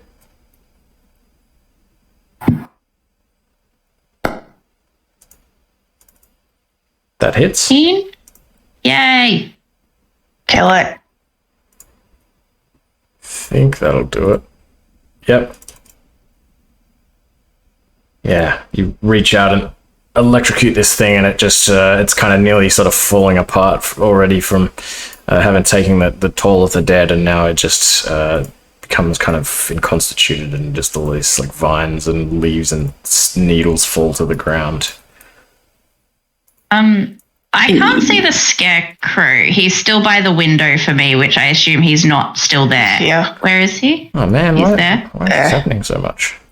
Where is he? Diagonally left down from Wawa. There. Oh, Oh, he just moved. Somehow. Oh, he just moved. That was weird. disappeared. He's Oh, he's back. Yep. yeah. Well, I see him in the right spot What's now. happening? I would like to use my bonus action to shove him back away from Wawa 5 feet. Ooh. Okay. Wow. I don't know how strong scarecrows are. Not strong. Nice. Not very strong. Yay! Does he take the booming blade damage, or is it because I moved him he doesn't? Think it has to willingly move? Oh. See. Yeah, if the target willingly moves 5 feet or more. Okay, well, at least he's not in melee with Wawa right now. Thank you. He's off screen now, right? Oh no, he's just by the window. yeah. I think he's just out of line of sight for you. Yeah. Okay, cool. I see him now. Okay. Yoni. Okay, I'm gonna focus on the guy right in front of me and dagger him again. Yep. Why is it loading? I was going to say, mine just started loading again. Yeah, mine just started loading too. I don't know why. That's just me preloading Oh, okay, cool. the next Ah, cool. I'm gonna assume that hits. thing. Yep, that hits. Nice. Okay, that takes him down. Yeah. And then bardic inspiration to Wawa. Ooh. Ooh.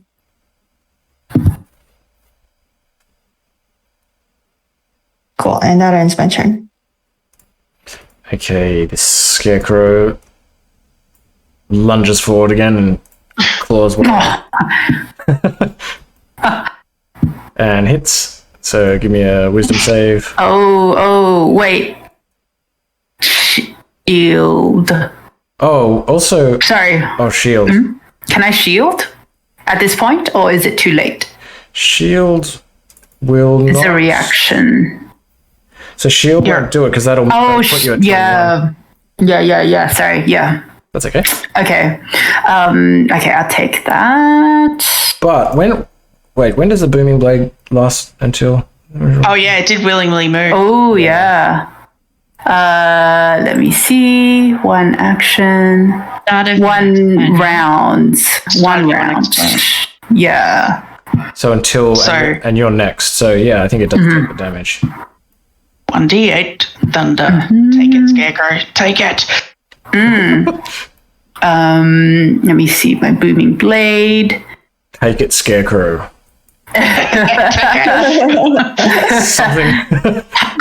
Strangely, something I often say. Wait, can I provide inspiration to this? Not to damage. Not to the okay. damage. Yeah. And you took the 4 damage from the claw. Mm-hmm. And it will follow up with another claw. Stop hitting. Ah, Certainly man. but you're still gonna make the wisdom save though. Okay. Okay. And I didn't make the first wisdom save. So Oh, you let me made the just do first. that. Oh, you just didn't try. Yeah. Nice. All right. You're not feeling that scared of this. Rolla is wise frog. Okay. All right. Smart guy. What am I gonna do? Wise okay. guy. Well, I think he's gonna misty step away to near this couch. Maybe behind this couch. And Eldritch Blast this guy. And adding, okay, yeah, here we go. Attack. Attack. Oh. Why won't it let me hit the attack button? Oh. It's not. Okay. Just reloaded for me. And then, yeah. That's I nice. guess Bardic Inspiration wouldn't add anything to that, would it? No. Okay. That's it. Okay. Out of harm's way, at least. Ostentation. I would like to move just to be. I can only move 25 feet because. And then I'll just try and Sacred Flame. No, I'm going to try and Toll the Dead him because he's taking damage, right? Yep. Great. I will try and Toll the Dead him. Wisdom 13. Fails. Nice. That's Yay. All right. Looks like it's taken a fair bit of damage. It's definitely, I don't know, not so much bloodied as, well, it's bloodied in whatever scarecrow terms. Draw's falling out. He's dusty. Yeah. Anything else? That's me. Okay, Henry. I will try and acid splash this guy as well. Dex save, please. Oh, You've been rolling a lot of ones today. Yeah, This so many makes me ones. concerned for the future that we might be fighting because then you roll all your nat 20s. yep. Oh my god, I got one again on it! That's all right. You're Don't balancing. use acid splash. You're balancing the karma out. It's not.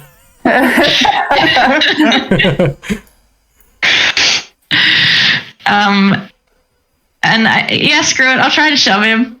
It's the first time I've had the telekinetic feat, so I'm just using it because I can. Back, fell beast. Back. Can't seem to get past the door.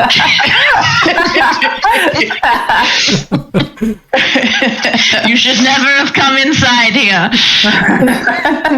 And I'm going to step back a little bit. Sorry, Ostentation, but I'm squishy. No, it's fine. That's why I came over here. You own it. Okay. I'm going to aim at this guy right here and use my bow. Oh, he's that's he's our That's our friend. That's our friend. Never mind. I mean, do what you want. Like, if you want to, that's fine. apparently standing there just observing. Yeah, he's not doing anything. Help, buddy. Yeah. It's your house. I He just deserves a bit of a- I just saw like the purple token and was just like enemy. I've been Yeah. trained. I'm gonna walk this way and then I'm gonna walk, that's 10, 15, and then aim for that scarecrow right there. Crossbow.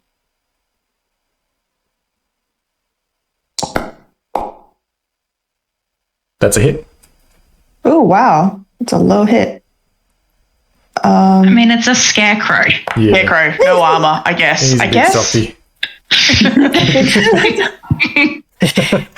He's a big softy that just keeps getting pushed back. Yep. I just want to give a hug. Oh, I don't believe you. come hug me. See what happens. What if we try to convince him to join our party? Another one. His brains are just full of straw. I don't think he can listen to reason. Do you want to join our party? It doesn't reply, and Oh no. and you start to feel that you imagined it saying it wanted a hug as well. That's fair. Okay, my turn. Okay, but it is just determined to get a hug, so it creeps in and tries to hug Ostentatia with its claws,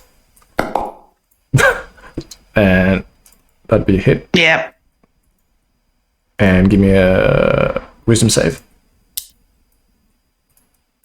And 3 damage. And you pass the save, but it follows up with claws again. So give me another wisdom save, even though it misses.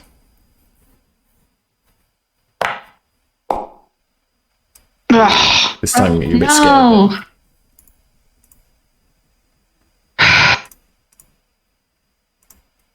Wawa. Okay, Wawa is gonna try blasting him.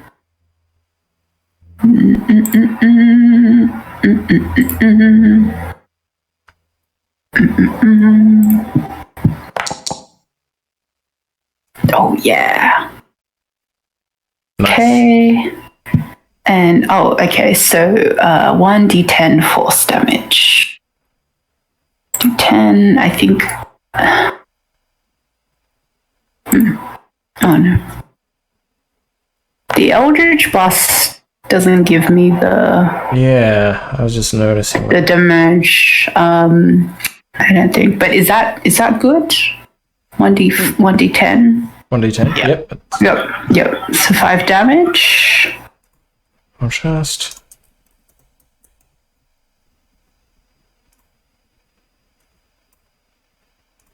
Yeah, I've given you another Eldritch Blast. The one from Roll20 probably didn't come in. Okay, it's still up.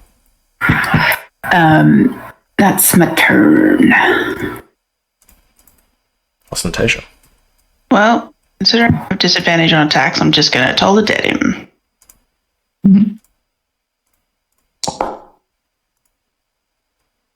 Nice. Correct. Nice. And with that, this very loud gong sound just smashes through this kind of hessian sack, and all of this hay just goes flying about the room as it kind of slumps to the floor dead, and we're out of combat. Excellent. And Sorellis is like, "Ah, excellent! We have defeated these creatures." Yes, thank you for your help. We? Yeah. But clearly, this is the Fae attempting to exact their revenge on you for entering the forest. I would have you leave immediately before you endanger me further. I told you it was a bad idea to come here in the first place. How do you know Actually- it's us? Yeah, I don't know if I trust this guy. I don't trust you either, but actually, I'm gonna sit on your floor for an hour and try and stop me. Oh yeah, actually, well, I would like to sit in the bubbling stream for an hour if that is okay with everyone. Sorellis In says, return for us helping you save your cabin, can you let us rest here for a bit?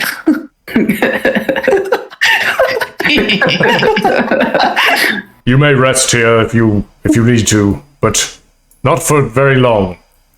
I do not want to be attacked again or to be associated with you. All right. Thank you. God. You are not as cool as I am, and I don't want people to know that we're hanging out.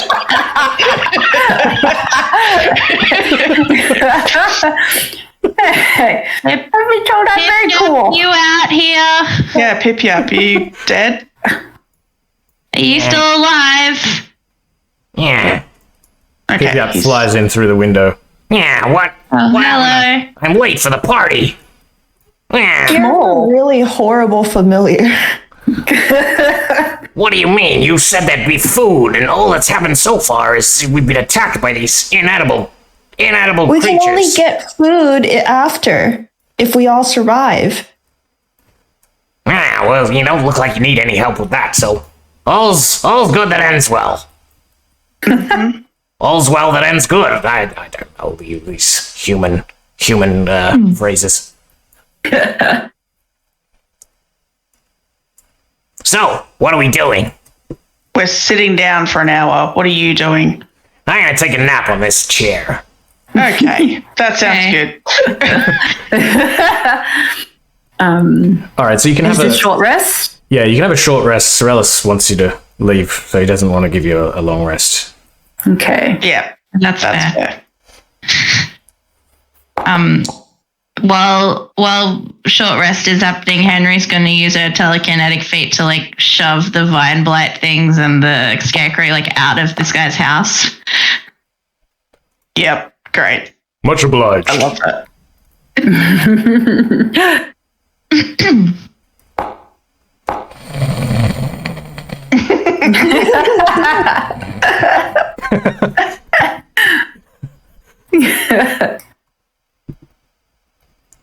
Okay, so you have a short rest, and Sorellis kind of ushers you out of the house, and you head into the forest. Ooh, that's not what I wanted to do. Damn it! And I preloaded it and everything. All right, ignore that. All right, so you head back into the forest after taking a bit of a rest, and you go back to the trail, and you follow the trail further into the Quivering Forest. And as you venture inwards, the thick canopy blots out any light from the sky, and your world grows darker and darker. Although the weather is still inclement, the trees shield you from most of the rain. Nevertheless, fat, icy drops still fall here and there, and a wet, clinging fog covers the forest floor. It's not enough to obscure your vision, but it definitely makes you feel damp and chilly. There's not even the slightest breeze here, and there's a smell of rotting vegetation and meat in the air, along with freshly turned earth. And as you traverse, you also hear intermittently a variety of unusual and inexplicable sounds. Babies laughing, a woman crying, the strange moaning of an old man, and here and there you hear the loud crack of a breaking stick and the rustling of brush, as something huge and unseen seems to move just beyond your vision among the trees. And as you're traveling, you begin to notice that there are other kind of strange happenings. Little tricks, almost like pranks, seem to be occurring. At one point, while you notice that your pack is all of a sudden bursting with berries and other tasty vegetable-based treats. And Henry, you see suddenly there's a garland of unusual flowers has been like placed on your head, and you kind of look up and you don't see anything around that could have placed it there. And eventually some of these pranks become a little bit more malicious. Yone, you stand up after taking a brief rest, and you begin walking forwards, and you find that your bootlaces have been tied together, and you nearly trip over into the Whoa. into the dirt. And Ostentatia, you notice that some of your minor possessions suddenly seem to have gone missing, and as you kind of give up on them and travel a bit further into the forest, you then find them again hanging from some of the trees. Do we see? We don't see what's doing this. You don't see anything in particular when you look around, but you do find some when you kind of have a look to try to see if there's anything kind of following you, you discover these strange little effigies that appear to resemble yourselves, made out of sticks, painted with what appear to be blood, kind of hanging from the trees. And yeah, they look like unmistakably as if they're meant to resemble you. I think that maybe Ostentation will go up to them and be like, "Oh, the craftsmanship on this is very good. I wonder who made them." Would love to discuss the way they made these. I would be happy to take some notes from them. When you say that, you hear this like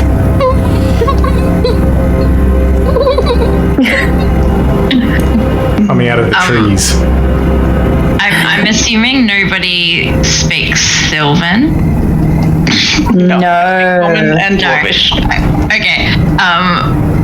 Henry speaks Elvish, which is kind of similar to Sylvan, if I remember correctly. So I think she's gonna call out in Elvish. Thank you for the gifts. Could we talk to you about some stuff? Is that okay? We could use the help. Give me a persuasion check.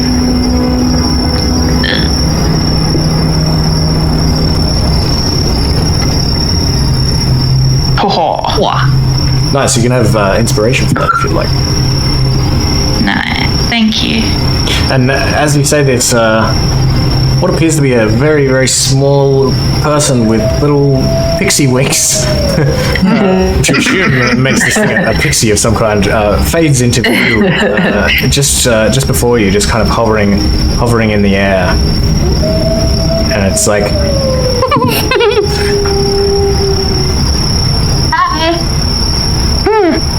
Hello.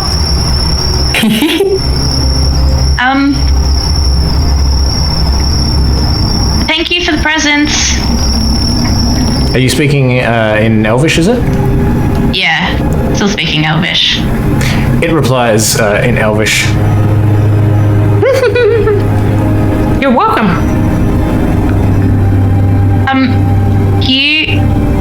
Do you live around? You must know this area well.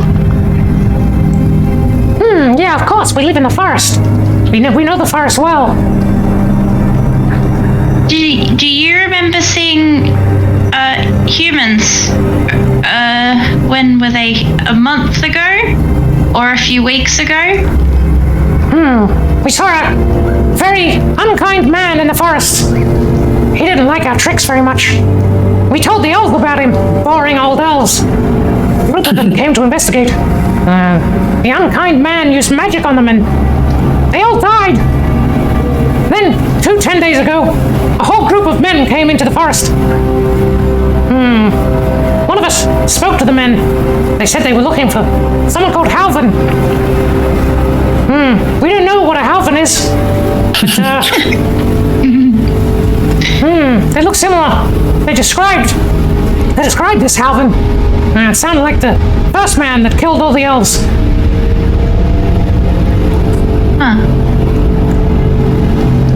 So how Do you know where they went? They went to Greenhall, but the elves drove them away with arrows. One of the men died. We don't know where they went after that. We could point you in the direction of Greenhall, though. I wouldn't go there, it's very boring. Yeah, towns can tend to be boring. We would love if you would show us where Greenhall is. Also, is there a woman that lives in the forest named Jenny? Do you know about her? Jenny Greenteeth. Oh, we know Jenny Greenteeth. I wouldn't go there. You know where it is? Near Greenhall. It's a little bit further on. We can point you the way as well. Dangerous, very dangerous. Creatures of your kind.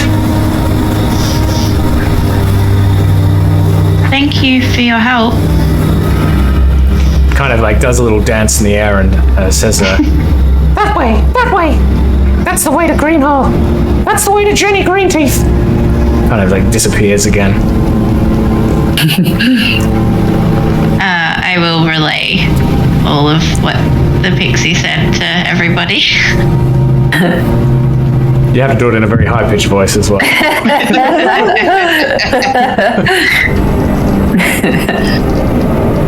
Sounds like Mickey Mouse. Yep. Okay. So it sounds like Halvin killed a whole bunch of elves. That's horrible. Then the men were attacked in retribution by the elves, and at least one of them died. They're probably not gonna like us.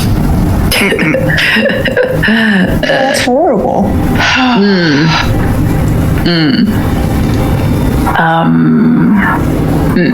Maybe the other men are still alive, though.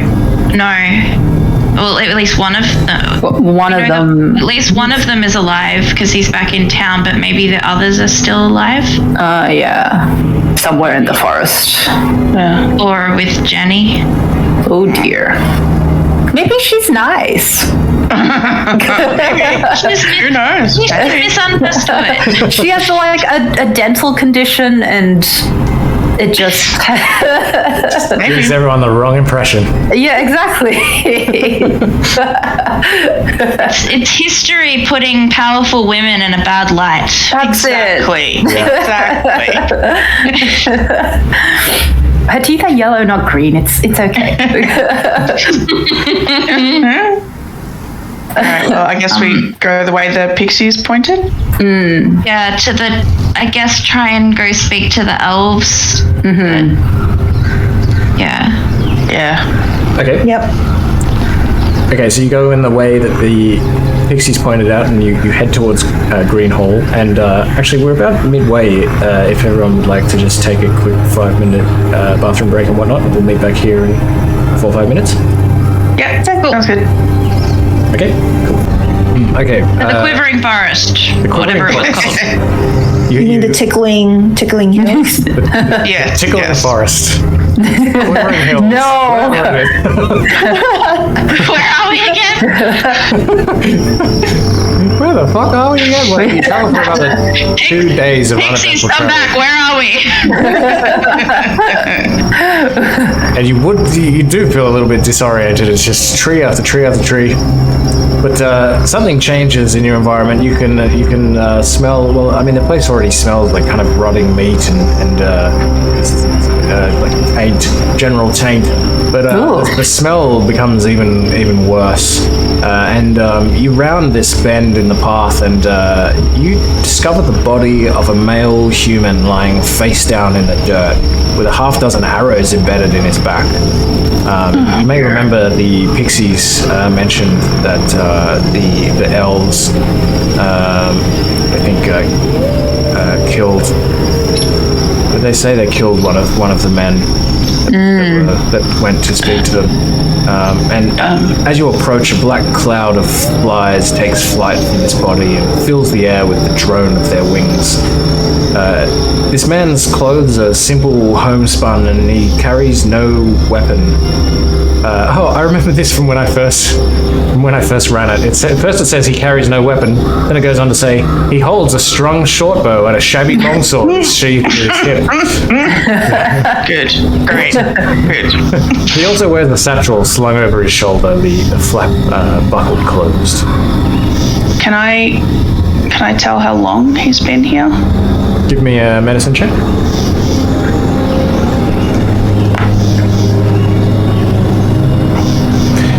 You feel like he's been dead for about a 10-day and a half.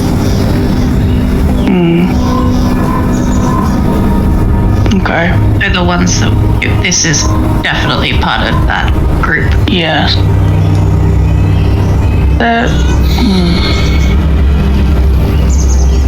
Okay. Is there any Can I have a look at his satchel? Yeah, you pick up your satchel and kind of pull open the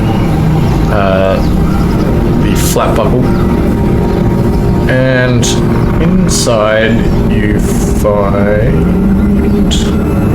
where is it?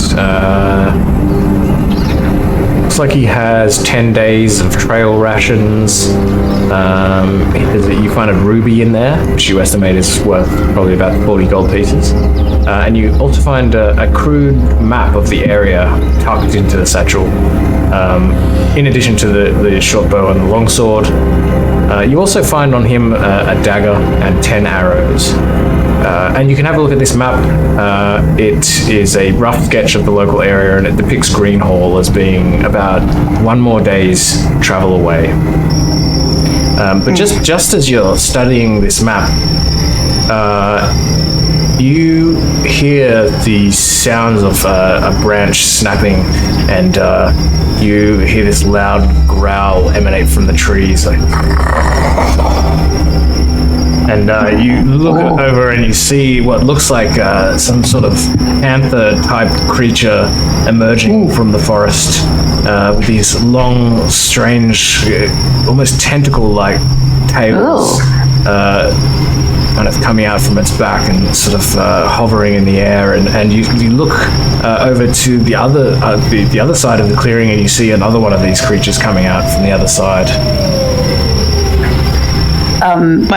Crap. Can Wawa speak to them with his speech? Feet? He can try. What does he say?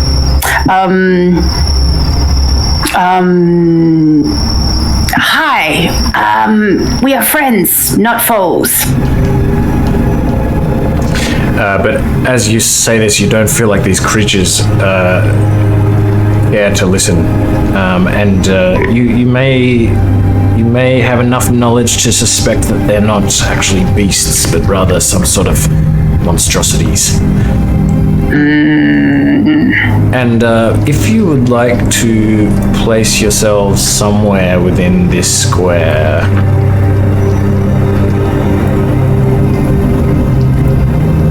I mean, I was looking at the body, so...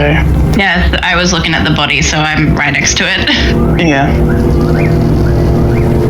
Okay, and these creatures are... Oh my god. Oh, God. Oh, no! I'm on the wrong side of the body. And let's roll for initiative. Oh my. Oh no. Oh dear. Oh, no.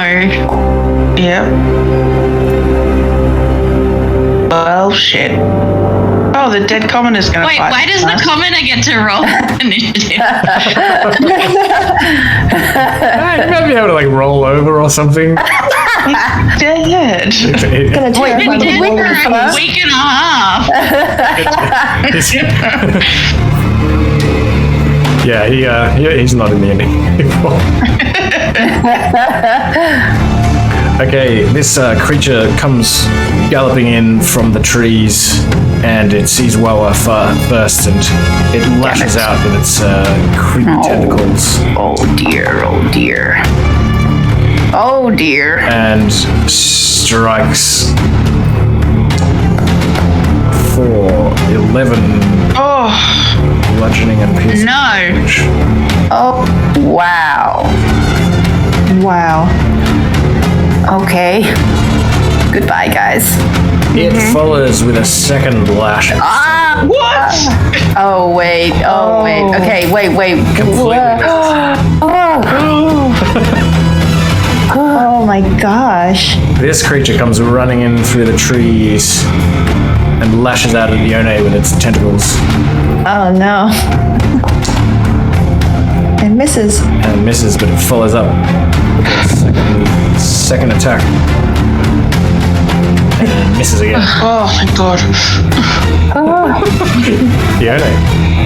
I distinctly remember you saying that we're a weak party. This doesn't Yes. seem fair. Don't underestimate yourself.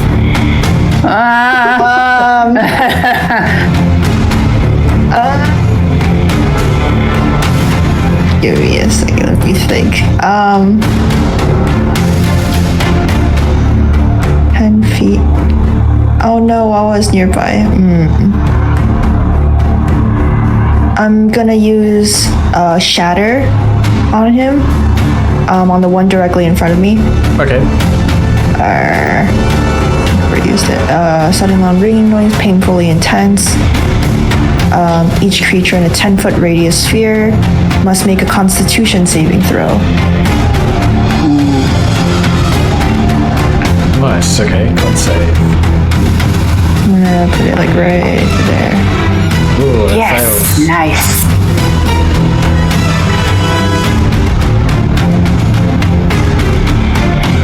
So roll the damage button, or click the damage button.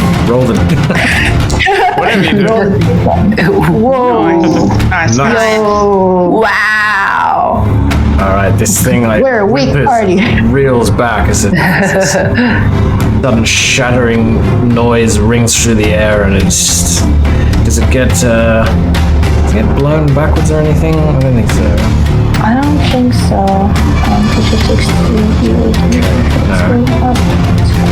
But it looks rather shaken. Ostentation. I am gonna try and guiding bolt the one at the bottom. Okay. As you go to send this guiding bolt out towards it, you notice that it's actually quite difficult to kind of see where it is clearly. It seems to be kind of standing in like multiple places at once. It's kind of shimmering and. Damn. So roll the attack with disadvantage.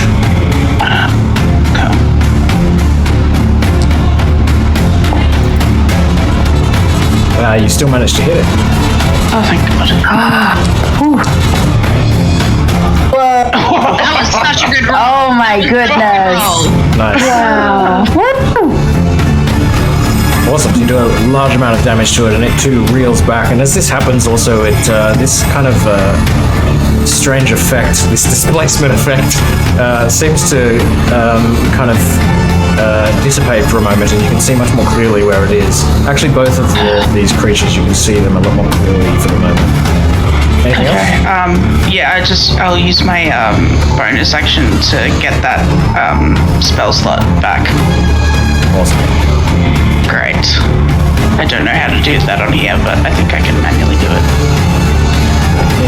Yeah, I can. I'll just manually do it. That's fine. Cool. Okay, Wawa. Okay, I'm gonna hex this creature in front of me. Okay. And I'm gonna deal a dagger attack.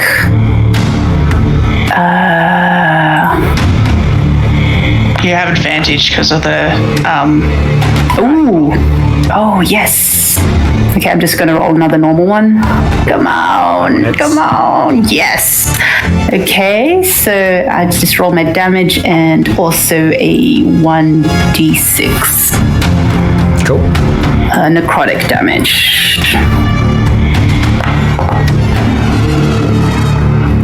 nice. Nice. That includes the d6. Okay, cool.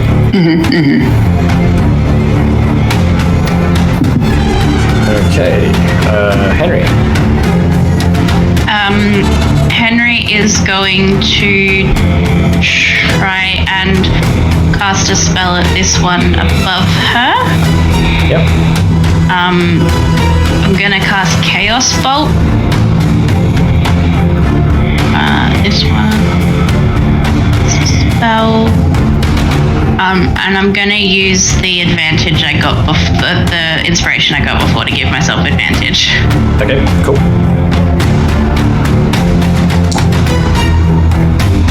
That hits. Ooh. So it takes whatever that was, and that will be acid damage. damage roll. It snaps its teeth as it gets this acid on its face. And then I'm going to use my bonus action to try and shove him 5 feet away from me. Oh, I love the shoving. Damn it! Ooh. I don't have any other bonus actions, so I'm just spamming the shove. Might as well use it. Sorry. Yep. With the hex curse, I can also make this creature have a disadvantage on a type of saving throw or ability check. Yep. And I will say strength. Nice. In case anyone wants to shove it. And if anyone in the party wishes to shove. Lovely. Okay, and it's... At this point, it begins to kind of shimmer again and appear to be in multiple places at once. And it lashes out at you, Wawa, with its tentacles. And misses.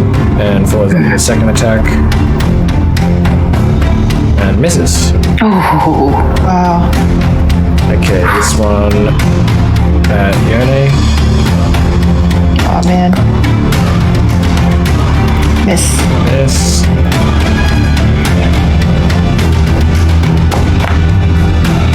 And that one hits.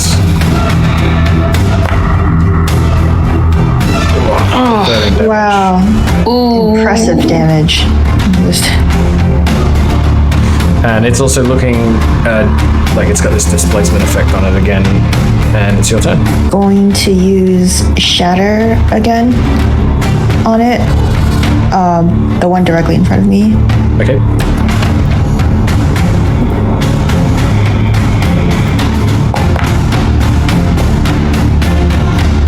Okay, looks like it passes the con save.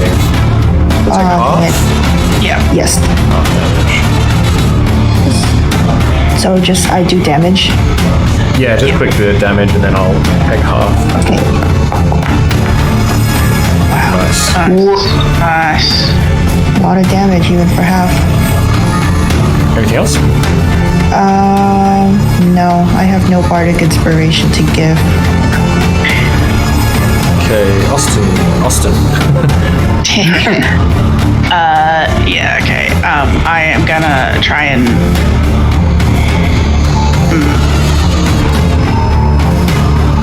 I'm gonna try and give this one another target to hit and go up and try and hit it.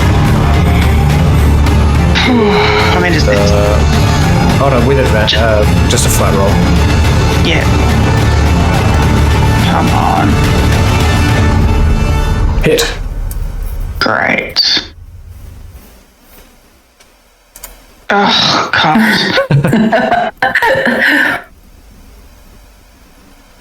Okay. Yeah, that's my turn. Alright, Wawa. Okay. Yeah. Wawa is gonna dagger this guy next to him with his dagger and booming blade as well.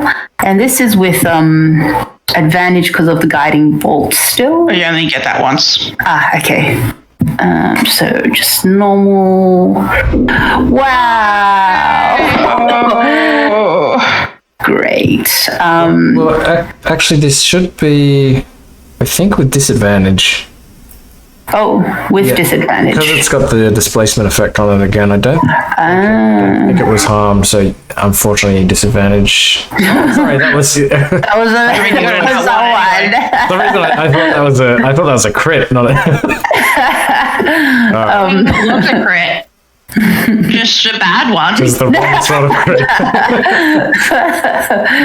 Shit crit. That's my turn. Okay, Henry. Yeah.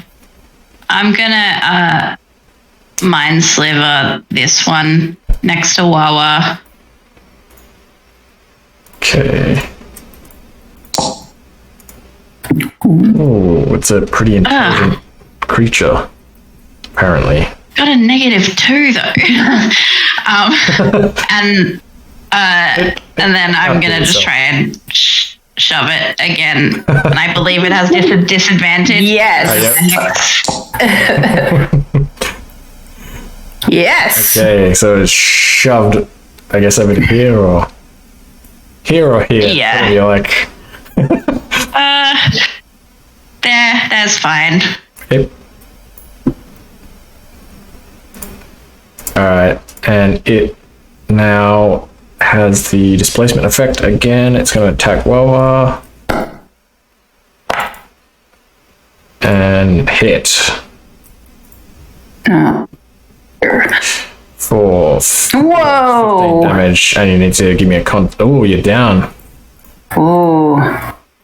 Does it suffer any poison damage if it's using its tail against me and my skin?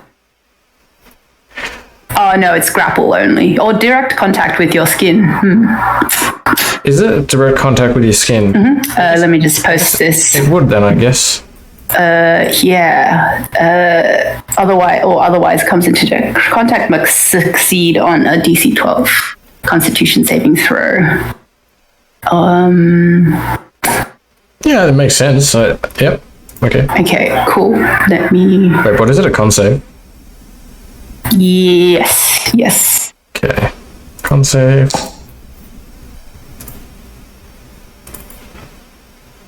Oh. I think I also have to do a con save.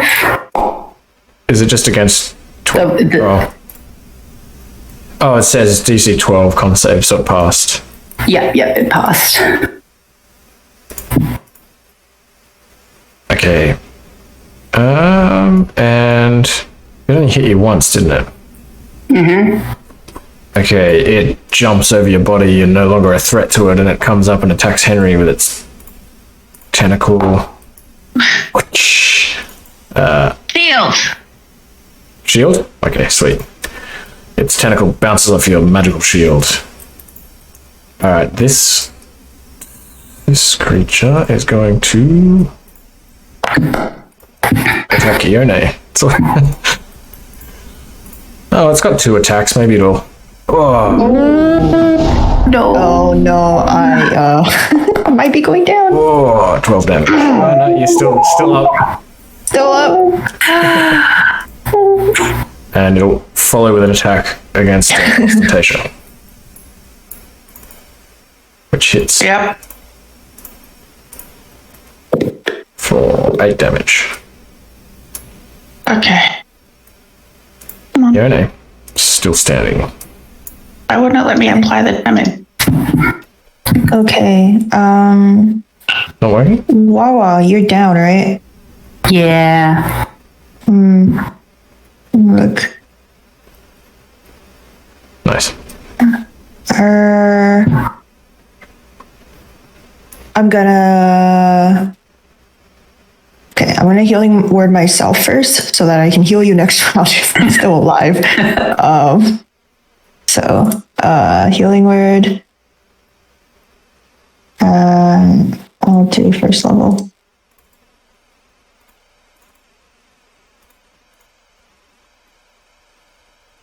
Not bad. And I think that's an action, so. You can do that as a bonus action. Oh, that's a bonus. Yeah, healing word's a bonus. Cool. Then I'm going to use a dagger at it. At disadvantage. At disadvantage. Yeah, it's got its displacement effect. Okay. Still going. Ooh, that's you managed to hit it. Yay! Nice.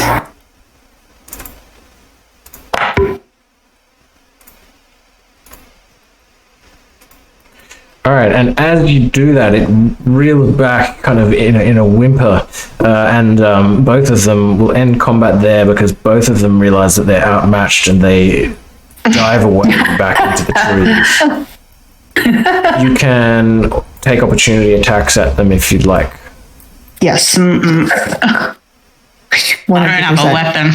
I mean, I can, but I want to. Crossbow? Can I use a crossbow? And not a ranged weapon, unfortunately. Okay, then dagger it is.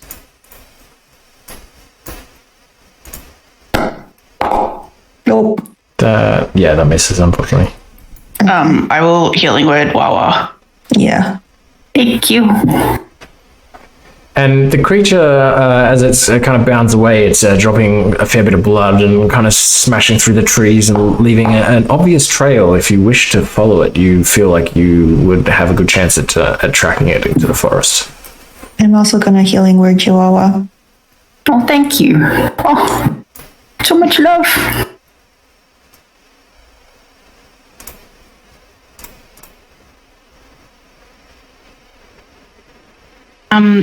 Do we think that if we don't go and kill these things that they're gonna, like, come back after us? I don't... You don't have a good way of determining that. Okay. Maybe we should follow the trail. Yeah. The blood trail? Yeah. I don't want to be ambushed with them, so maybe we should try and follow them and go kill them. Henry's gonna use 2 sorcery points to get a spell slot back.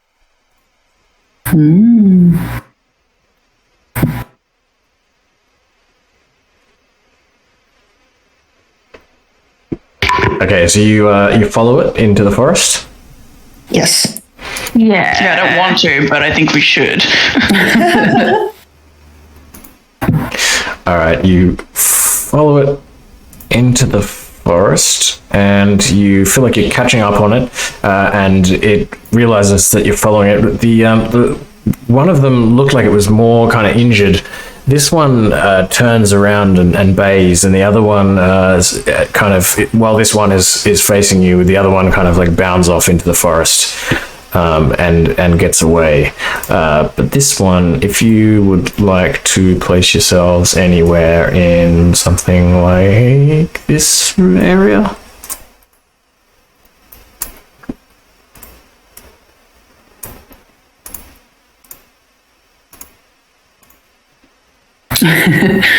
Yeah, that makes sense. Thank you, Ostentatia. I like how in the combat tracker you're battle ham. Oh, is it? Yeah. Great. Battle ham! Land.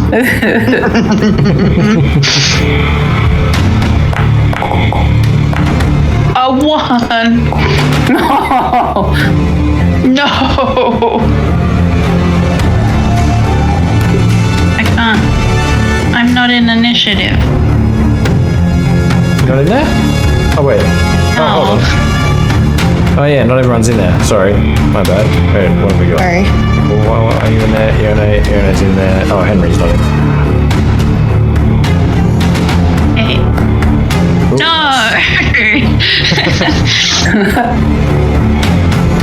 Alright, Henry, what would you like to do?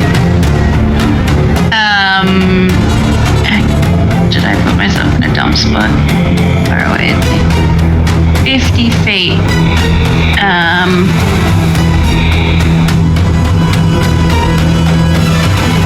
Guys are probably pretty dexterous, but I'm gonna try and acid splash him.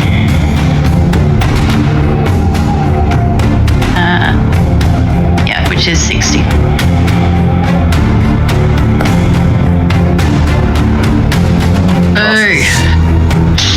And then I'm gonna, can I shove him or is he too far away? Hang on. Nah, he's too far away. I can't shove him.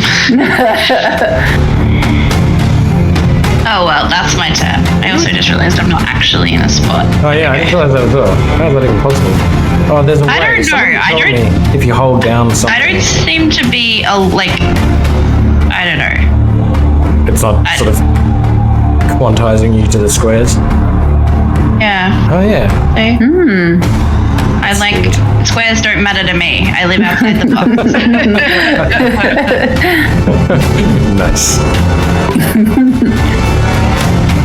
All right, this displacer monstrosity comes jumping in and lashes out with its tentacles at Ostentatia. No. Nope. And second.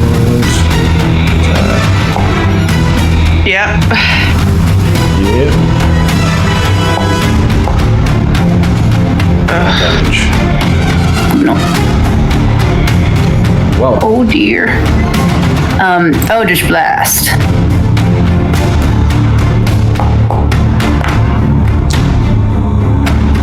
That's actually, you'll need to give me another roll because it's a disadvantage again. Damn it. Sorry. Still hits. Yes. Okay.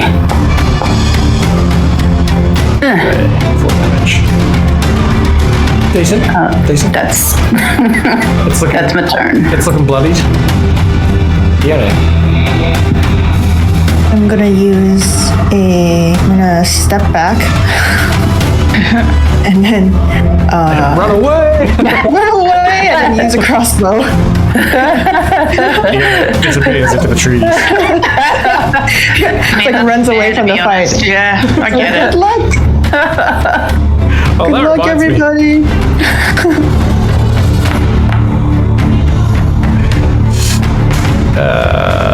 Where am I? That's a. I need to roll again though. Unfortunately, it's still got the displacer effect, so you have disadvantage. Oh no. Wow, these things are hard to kill. Wait, sorry. Even ignore though it that. took damage? Yeah, ignore that. It took damage from Wawa. Sorry. That's a hit. You hit it. Yes. Hey. Oh, yeah. Nice. Oh yeah. Ooh. Okay. Crossbow just goes like straight into its mouth and like comes out the back of its like jaw and it's kind of like sticking out the side of its neck and it's like Ooh. it's looking pretty damaged. Ostentation. Okay. Do I... Oh, I'm gonna try and hit it. Do it. One last hit.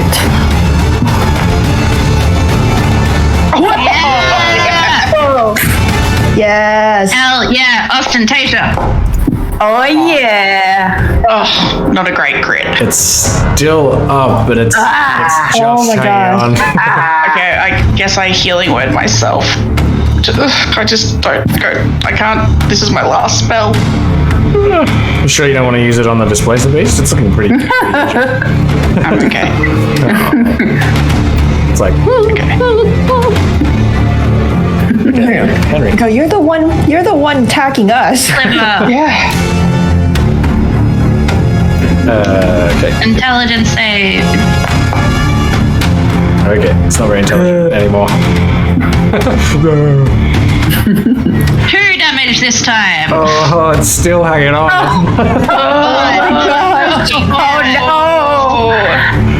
Wait, how far away is it? Hang on.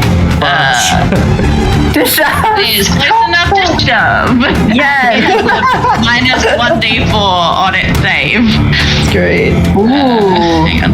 Don't shove me. Push pop.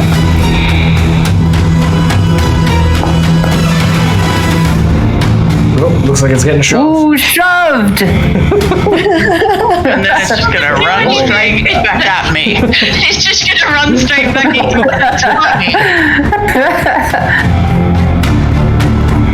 And it. No, I'm just kidding. It run. Ostentatia. Concentration, no. Ooh. God damn it. Oh, Alright. I'm down. Oh no. Well. Okay. Well,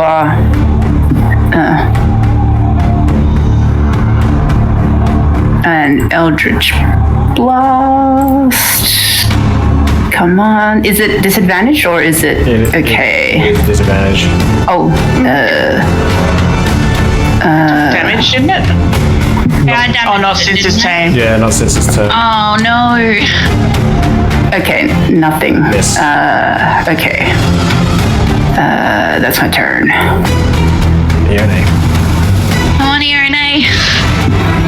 I am going to run back a little bit more and then crossbow it from very far away. With disadvantage. Oh man.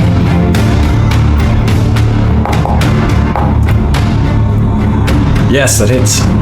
Yay. Unless you roll a 1. Yeah, right.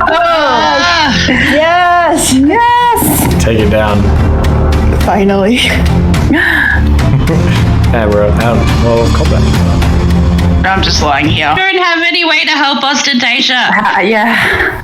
Oh, did we, was there a healing potion? There was a healing potion right at the beginning. There was, yeah. Yes. Anybody grab it? Yeah, let's give Ostentatia, is it 2d6 plus 2? 2d4 plus 2. Oh, 2d4 plus 2. You also, you have a 9. brief look around, and you also find a cave just nearby, which appears to be the Displacer Beast's lair. And you don't find the other one in there.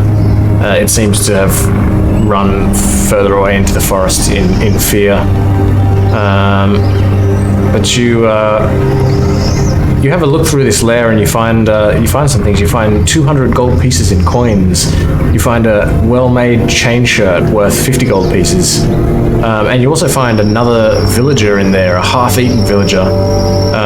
And in the villager's pack, Pip-Yap's like, You said that'd be meat. It's only half eaten. And I completely forgot Pip-Yap was with us. Very helpful, familiar. If it wasn't for me, we'd be dead by now. Yeah. you also find some a finely crafted dagger in the villager's pack, worth, you think, probably about 35 gold pieces, and another 15 gold pieces in gold coins. And you also get the impression that if you're a little bit careful, you could be fairly safe in this little cave. You feel like the other Displacer Beast was significantly wounded, and you imagine if you keep an eye out for it, you might be able to have a little bit of a rest in here. Let's The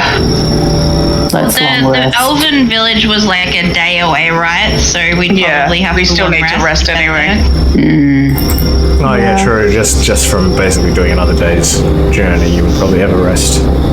But yeah, everyone, you can have a long rest. I think did you just take that potion? We can just say you didn't take that potion as well. That's okay. Okay. I mean, Is that a sign of things to come? You may or may not need that potion. Drink it. What could happen? I see.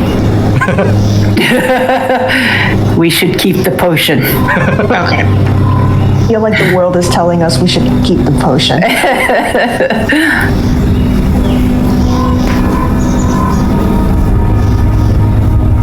Okay, so you all take a long rest, and you head off again, and you travel for, like a little bit less than another day, and finally you see through the trees in front of you that there's a glade, another glade, a much larger glade, and you enter at the tree line.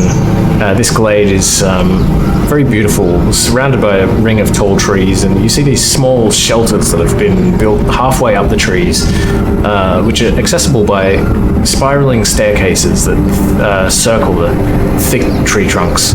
And evening is just falling at this point. You've been traveling all day, so the glade is beginning to dip into moonlight. And there's a handful of elves meandering about, and some of them see you, and they call out in alarm, and many of the elves flee into the shelters, while several others grab weapons and head in your direction. They stop about 30 feet away from you, and spread out. And one of them calls out in Elvish, You should not be here. Leave this place and take your town stink with you. Do it quickly, else we cut you down where you stand. I assume I'm the only one that can understand that. Yeah. Trying to see if I do. I'll put my arm out to stop everyone.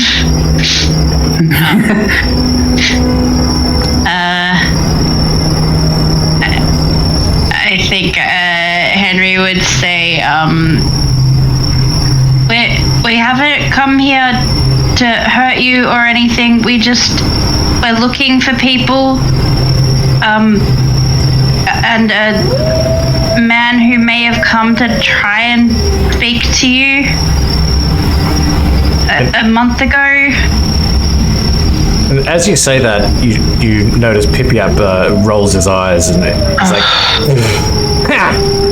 We should just kill these stupid elves and take their food. I grab Pip-Yap and put his mouth shut. Henry will use her telepathic speech to say to Pip-Yap, if you don't shut up, I'll tell everybody how scared you are.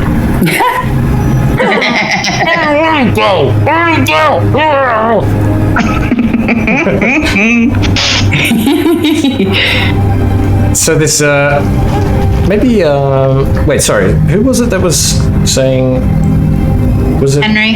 It was Henry.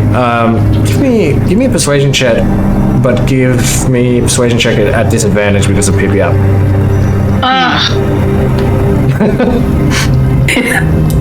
Nothing but a burden. No. You dare to come into our glade and make demands of us. You bring this evil creature with you. Even moments of our time is more than enough. A waste. We would have you leave immediately before we drive you out. Please? Please. If you do not leave immediately, we will attack you. You will all die here in the forest. Is that what you want? We don't want to have anything to do with your kind. That feels racist.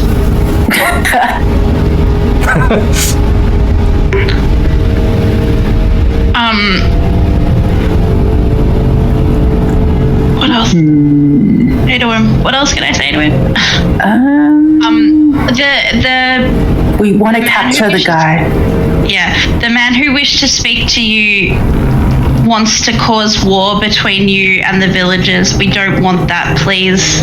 Please, will you help us? Give me another persuasion check, but again at disadvantage. Fucking imp. Pip-Yap. Oh my god, I got worse. And with that, these elves pull out their bows and aim them in your direction, and they attack. Oh, no. Sorry. It wasn't you, it was Pip-Yap. Yeah. It was Can we feed him to the elves? Yeah, can we just sacrifice him? Yeah, Yeah, can we sacrifice him? Yeah. Okay. Wait, can you speak in Elvish and tell them that we'll sacrifice the imp? I can do it on my next turn. Oh, does Pip-Yap get a turn? Yeah, sure. Oh no! Oh no! Yone. Wow, first in line. Let me think. What can I do? I'm going to. You suggest the course of the Okay, I'm gonna cast suggestion.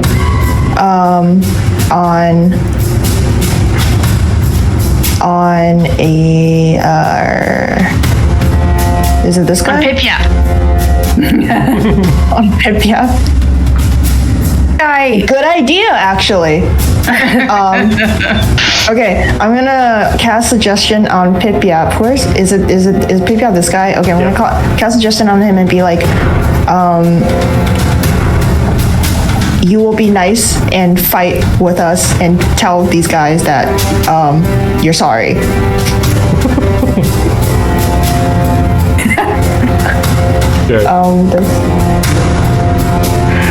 Okay, who got fails? So, okay, anything else? That means that he will do it, right? Yep. Okay, cool. And that's it because I don't want to attack. We can apologize first. Okay, wait, so you want Pip-Yap to apologize and attack? I want him to apologize first. And then, Fight beside us if we fight, I guess, but we're not fighting. Yeah. Okay. So Pip-Yap kind of... I'm sorry. My bad. And, okay. This elf warrior is... I don't think she's particularly fazed by this apologizing imp, I'm afraid. She pulls out her spear and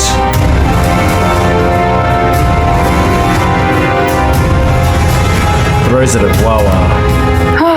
oh no.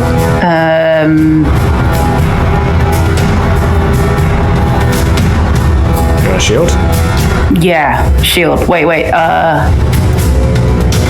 Here. Okay, bounces off your shield and just straight past Pip-Yap's face, just into the trees. What's the big idea? Oh. Okay, Wawa. Okay. Yeah. Okay. Wawa is gonna retaliate with a Hexblade's Curse.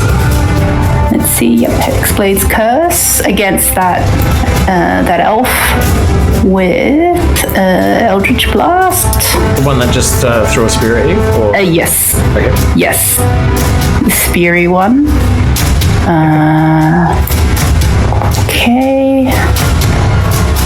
Okay, and I'll hit, and then there's a bonus of 2.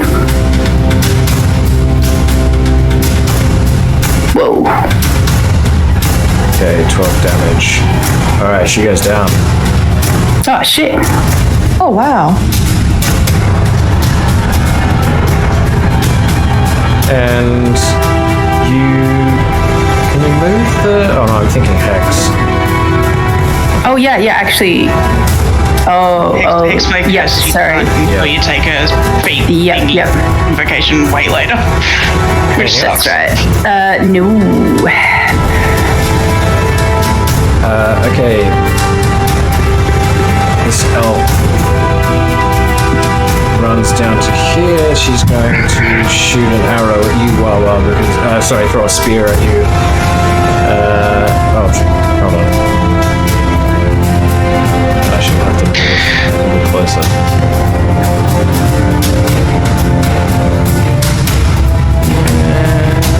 And she'll run down to here and throw a spear at Wawa. Wait, is that even? Oh, 25 feet. Oh, well, she misses anyway. Okay. Their apparent leader, or whoever was speaking for them, is going to just runs at you, Wawa, because you killed one of his people. Come on, grapple me. And pulls out his short sword and attempts to stab you with it. And misses. And you've still got your shield going. He draws back his short sword. Oh, yeah. Seeing that you've got the shield, and takes a swing at Yone. And misses. Yeah. Okay. This lady runs down here. She's going to throw a spear at Pip-Yap. That's fine. Yeah, that's Yep. That Bye, checks. Pip Yap. Bye, Pip Yap. Good knowing Trust you. yourself.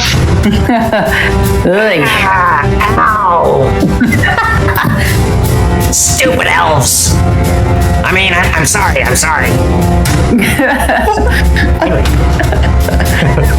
He's trying so hard. Henry is going to yell at her party that we need to leave. And is just gonna try and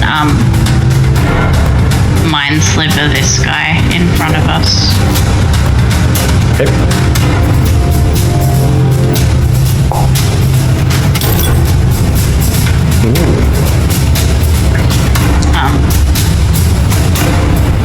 Okay, sufficiently mind slivered. And then I'll try and shove him away from Wawa. That's just a reminder of the, what is it, -1d4 thing? He might even, like, he'll probably just use it on this anyway, so. Oh, yeah, okay. Combo. Alright. And then Henry's gonna run 30 feet back because she thinks we should leave.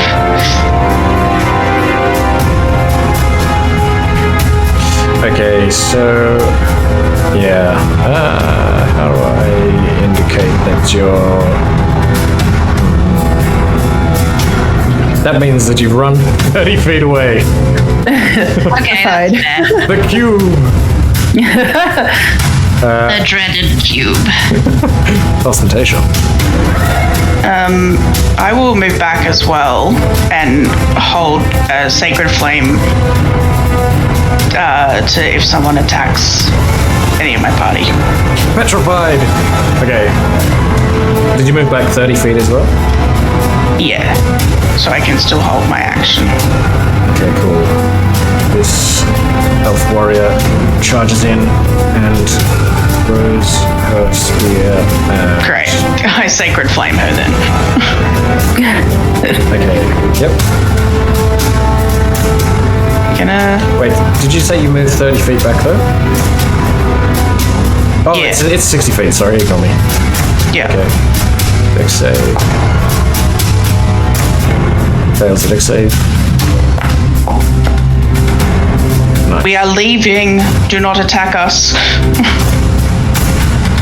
She's hit in the face with this sacred flame, but she still throws her spear at Wawa. Oi.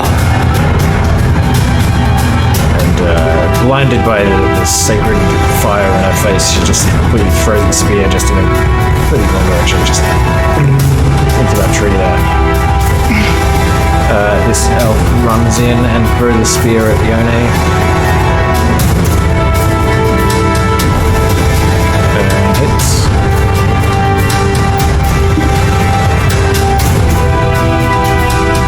For 5 damage.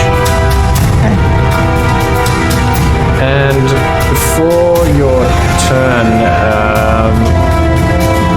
also you see another. Let me see, it's an arrow. Oh, hold on, yeah. You see another arrow come flying through the trees at you from one of the huts in the trees. Oh. And what is it? +3. So that's going to hit. Oh, it'll hit. Ione. And it will do.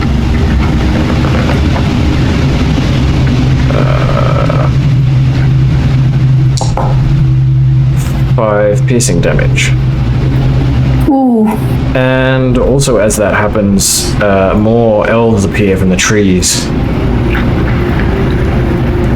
Oh gosh. We run.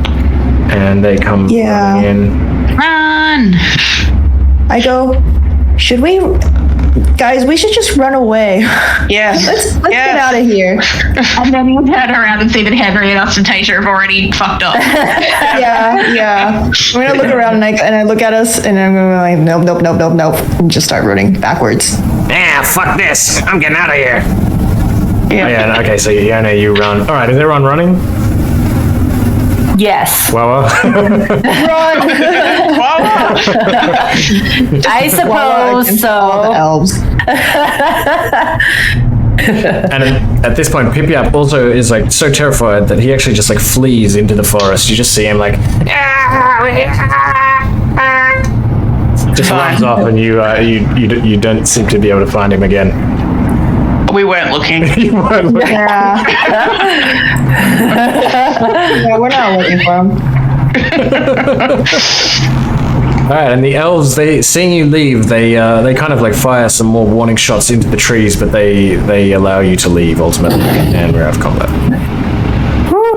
Spend the extra 2 minutes I have with telepathic speech with Pip-Yap berating him for being a coward.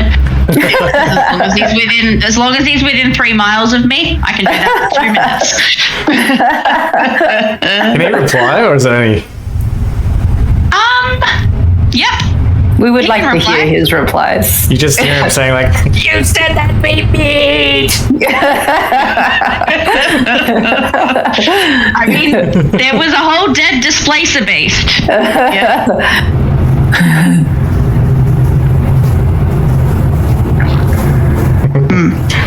Okay, well, cool. That went well. That went well. Maybe, I mean, I know that wasn't the best of interactions, but maybe we can go try and see if any people are still alive at the Green Teeth place. oh, yep. She can't be any worse than those guys. Well,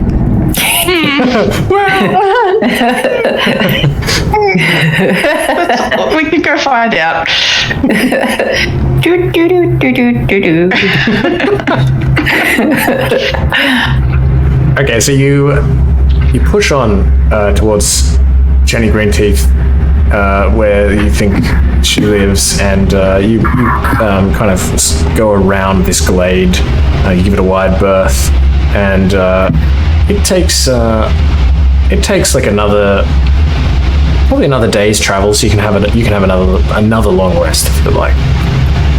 Ooh, That's fine. yes. Yay. Ooh, I'm so sleepy. And finally, you wake up and you push on, and eventually you round this bend in the path, and you come to a large clearing.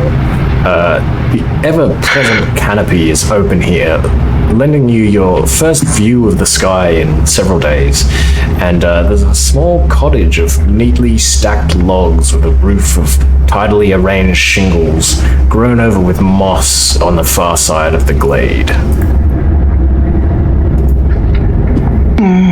We see. Ooh, this is rather lovely. There's an open cook pit in the center of the clearing, over which a large cooking pot hangs from a tripod of iron rods, bubbling and sending delicious-smelling steam into the air. The warmth and light of the fire warms you to the bones, banishing the forest's oppressive gloom. Food? Well, sort of. Does this seem suspicious? What's going on here? See, With this Pip-Yap should have cage. stayed if you wanted food. Yeah, you just left just at the wrong time. You can see what looks like some sort of big metal bar kind of jutting out from the side of this cottage, and there's like a cage hanging there. You can't quite see from where you are. You can see what looks like maybe a couple of humanoid figures in the cave. In the cage. But you can't see what their deal is from where you are. Sorry, is this the cage? Yes. Okay. Maybe we should move towards the cage. Should we try and skirt around the edge? Yeah. Ooh, stealthily. Sure. Anyone who wants to move stealthily, give me a stealth check.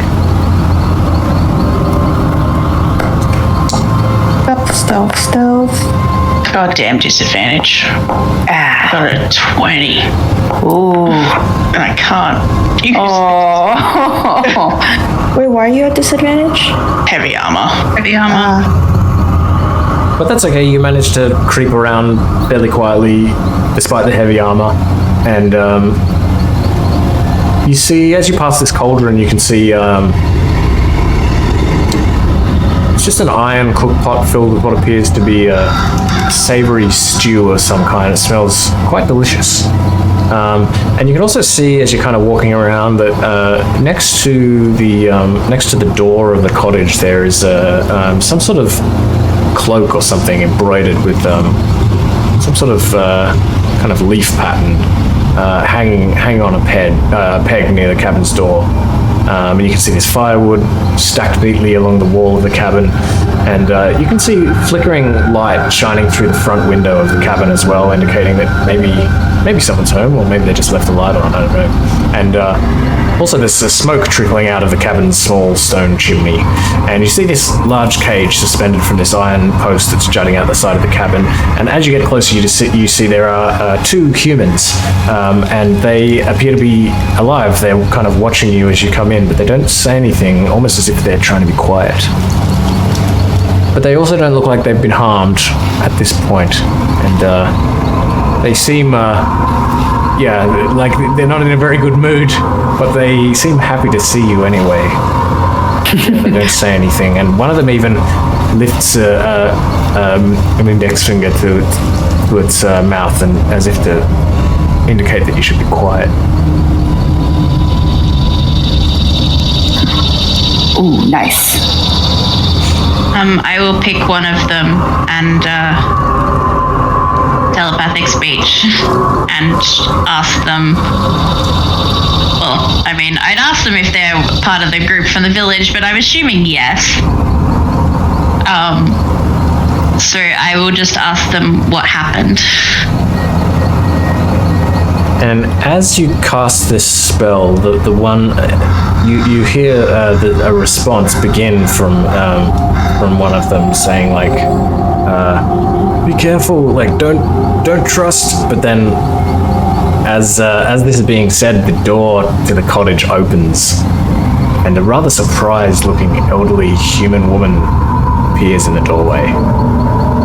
My goodness, you gave me quite a start, The kind-faced woman exclaims, clutching at the front of her shirt. We certainly don't get visitors around these parts very often. Please come sit down by the fire and warm yourselves. Thank you.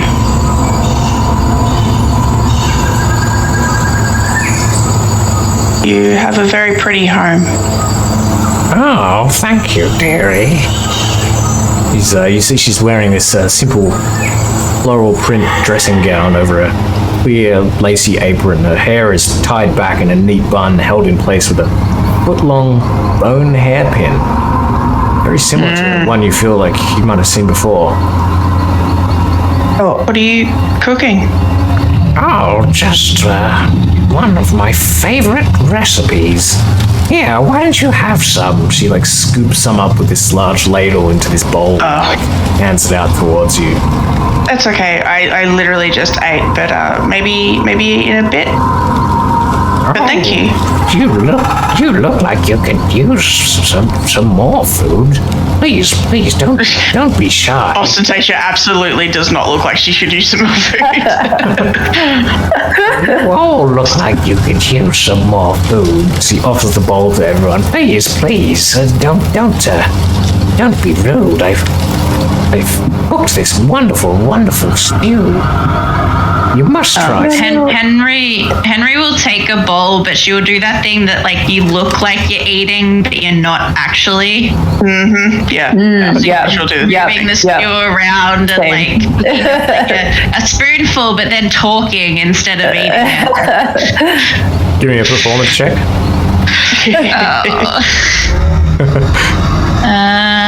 Performance. You see, she kind of like furrows her eyebrows. She's like, Oh, don't be like that. Don't be like that. I can tell that you want to eat it, please. she's obviously not convinced. I insist. I will try and change the subject and be like, have you seen any other people around here recently? Oh, why, yes, there were some other folks in these woods. Some villagers showed up 10 days ago, in fact. They had something to eat. They said they'd run out of food, and I fed them all well. I sent them home. Sent one of them home anyway, to Gables Hill. With a warning, so to speak, but She kind of like looks around at you. apparently they didn't get the message, though. So you were the one who did that to that guy? She frowns. Oh, did what? I don't know what you're talking about, Beery. Please, eat up, you must eat up. Gouged out his eyes and cut off his tongue?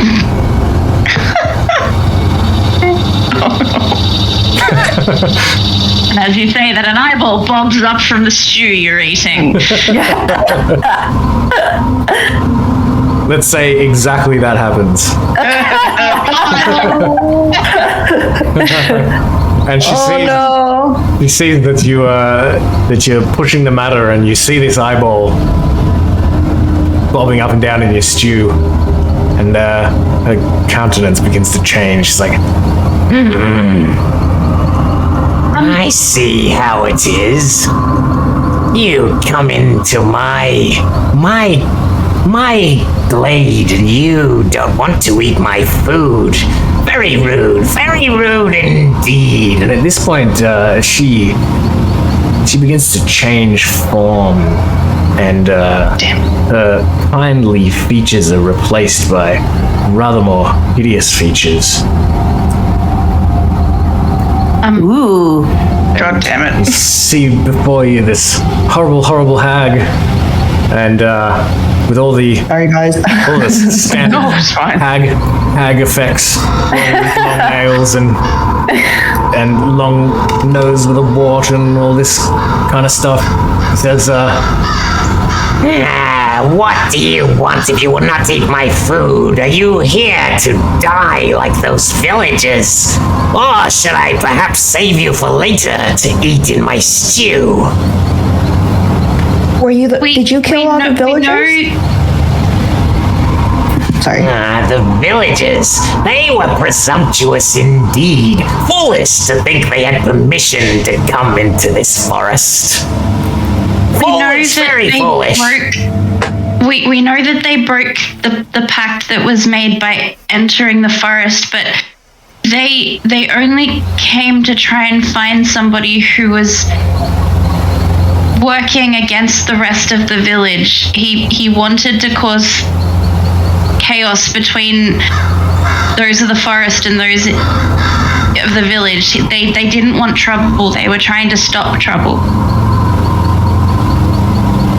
Yeah, you want to get this Halvin guy. He's trying to use you. Yeah. give me a group persuasion check.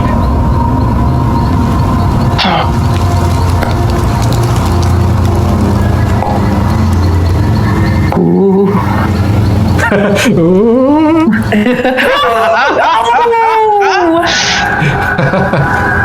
That's so good.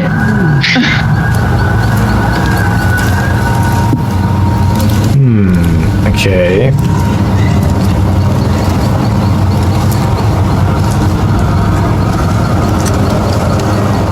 Given the crit.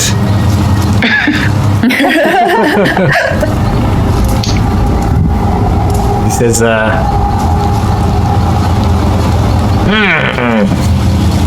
So what you're saying is these villagers were in fact trying to maintain the pact. Exactly. Yeah, exactly. We mean no harm, truly. And so what have you come here for? You mean no harm? I'm not even sure that this pact has been worth the trouble anyway. We were just trying to find the missing individuals, but now that we know that they're no longer of this world, we're fine. We can leave immediately if you want. We would like to take those two home, though. Yes. And we'll never bother you again. So you're telling me all you wish to do is take these two silly farmers back out of the forest and you will never return? Correct. Yes. And keep the pact. Yeah, we'll keep the The pact. village wishes to keep the pact in order. She thinks hard on the matter. Okay. Very good. Very good. Yes. Fine. I will let you leave with these two. he kind of like motions to the cage, and the door just like mysteriously like pops open on the cage, and the two people in there sort of cautiously step out of the cage and kind of like drop to the floor and kind of like cautiously kind of stand over here watching what's happening. Fine. If you leave, I will let you take them, and you can also have this cloak. This fine cloak. It is a cloak of elven kind. I have no use for it anyway. I do.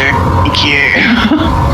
And she passes you this cloak of elven kind that's hanging on the peg near her cabin door, and she also she says, Because you have come in good faith and patched up this issue about the pact, you can also have some of these. she gives you she goes back into her house, and you hear her rattling around, and she comes back momentarily and gives you this chest made of beautiful purple hued hardwood, laden with treasure, and says, You are free to take these back to Cable's Hill, but give them a warning for me, not to enter the forest again, for I will not be so kind next time. We Yes, will we'll do our absolutely best. tell them. Yes. Excellent. Well, are you sure you don't want any more of my eyeball and finger stew? Oh no, they were absolutely great, but we're so full, and we really just want to get out of the forest and out of your hair. Okay then. Well, goodbye. he goes back into her house. Amazing. Closes the door. Incredible. Grab the farmers. Go. We leave the forest forever. Yep. Never go back. Ever, ever, ever. Before she goes into the house, I think Henry's like, if you see that other guy though, he's not a villager. He's a bad person. So do as you wish. Whatever you want. Also do whatever you want with the imp, too. Oh yeah, find it, just do whatever. Yeah, cackling from inside her house as you leave. Maybe she's already disposed of him.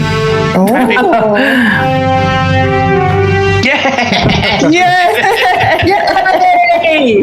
Oh my goodness! And so How did we do that? That was amazing. the people of Cable's Hill are pleased, very pleased with your efforts and success in maintaining the pact and bringing back the remaining villages. And Hupe provides you with the reward and is very satisfied at being able to keep his hat as well. The larger problem of the pact is maintained for the time being, and it seems like the town still has the ally of the Fae should the cult, whichever cult that might be, pose any kind of threat in the future. And yeah, that's it. That's the plan. Yay! Thanks, Adrian. And you have That was so fun. rewards. Were we meant to not fight? Yeah, I there's feel like it could have gone either way. yeah, it could go either way. There's a couple of possible outcomes. Was the soup poisonous? Can you... I think it was just human. Okay. I don't actually think it was poisonous. It was just So delicious. yeah. Well, I might have enjoyed it,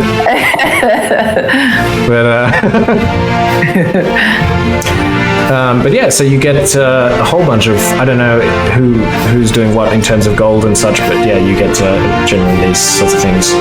If you want to just do Adventurers League gold, you can do that. Otherwise, I can let me know and I'll send you like a summary of the amount of gold that you get and everything. Yay! And Thank you. You didn't find the spell scroll of chromatic orb, unfortunately.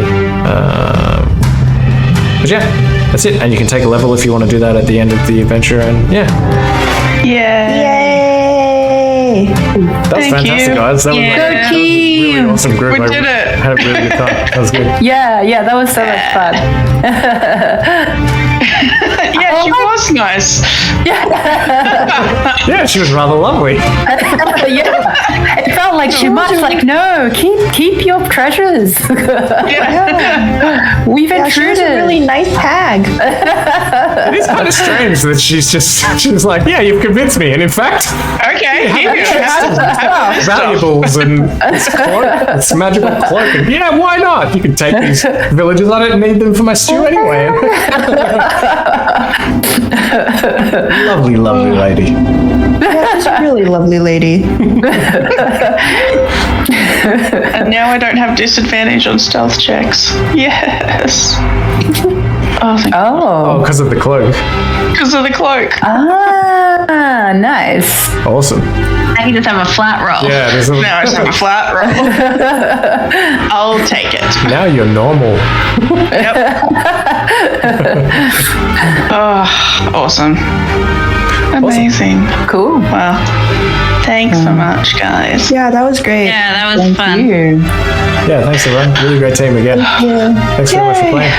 And Enjoy, Thank you. Thank you for the next time. game. enjoy the rest of the weekend. Bye. Bye. see ya.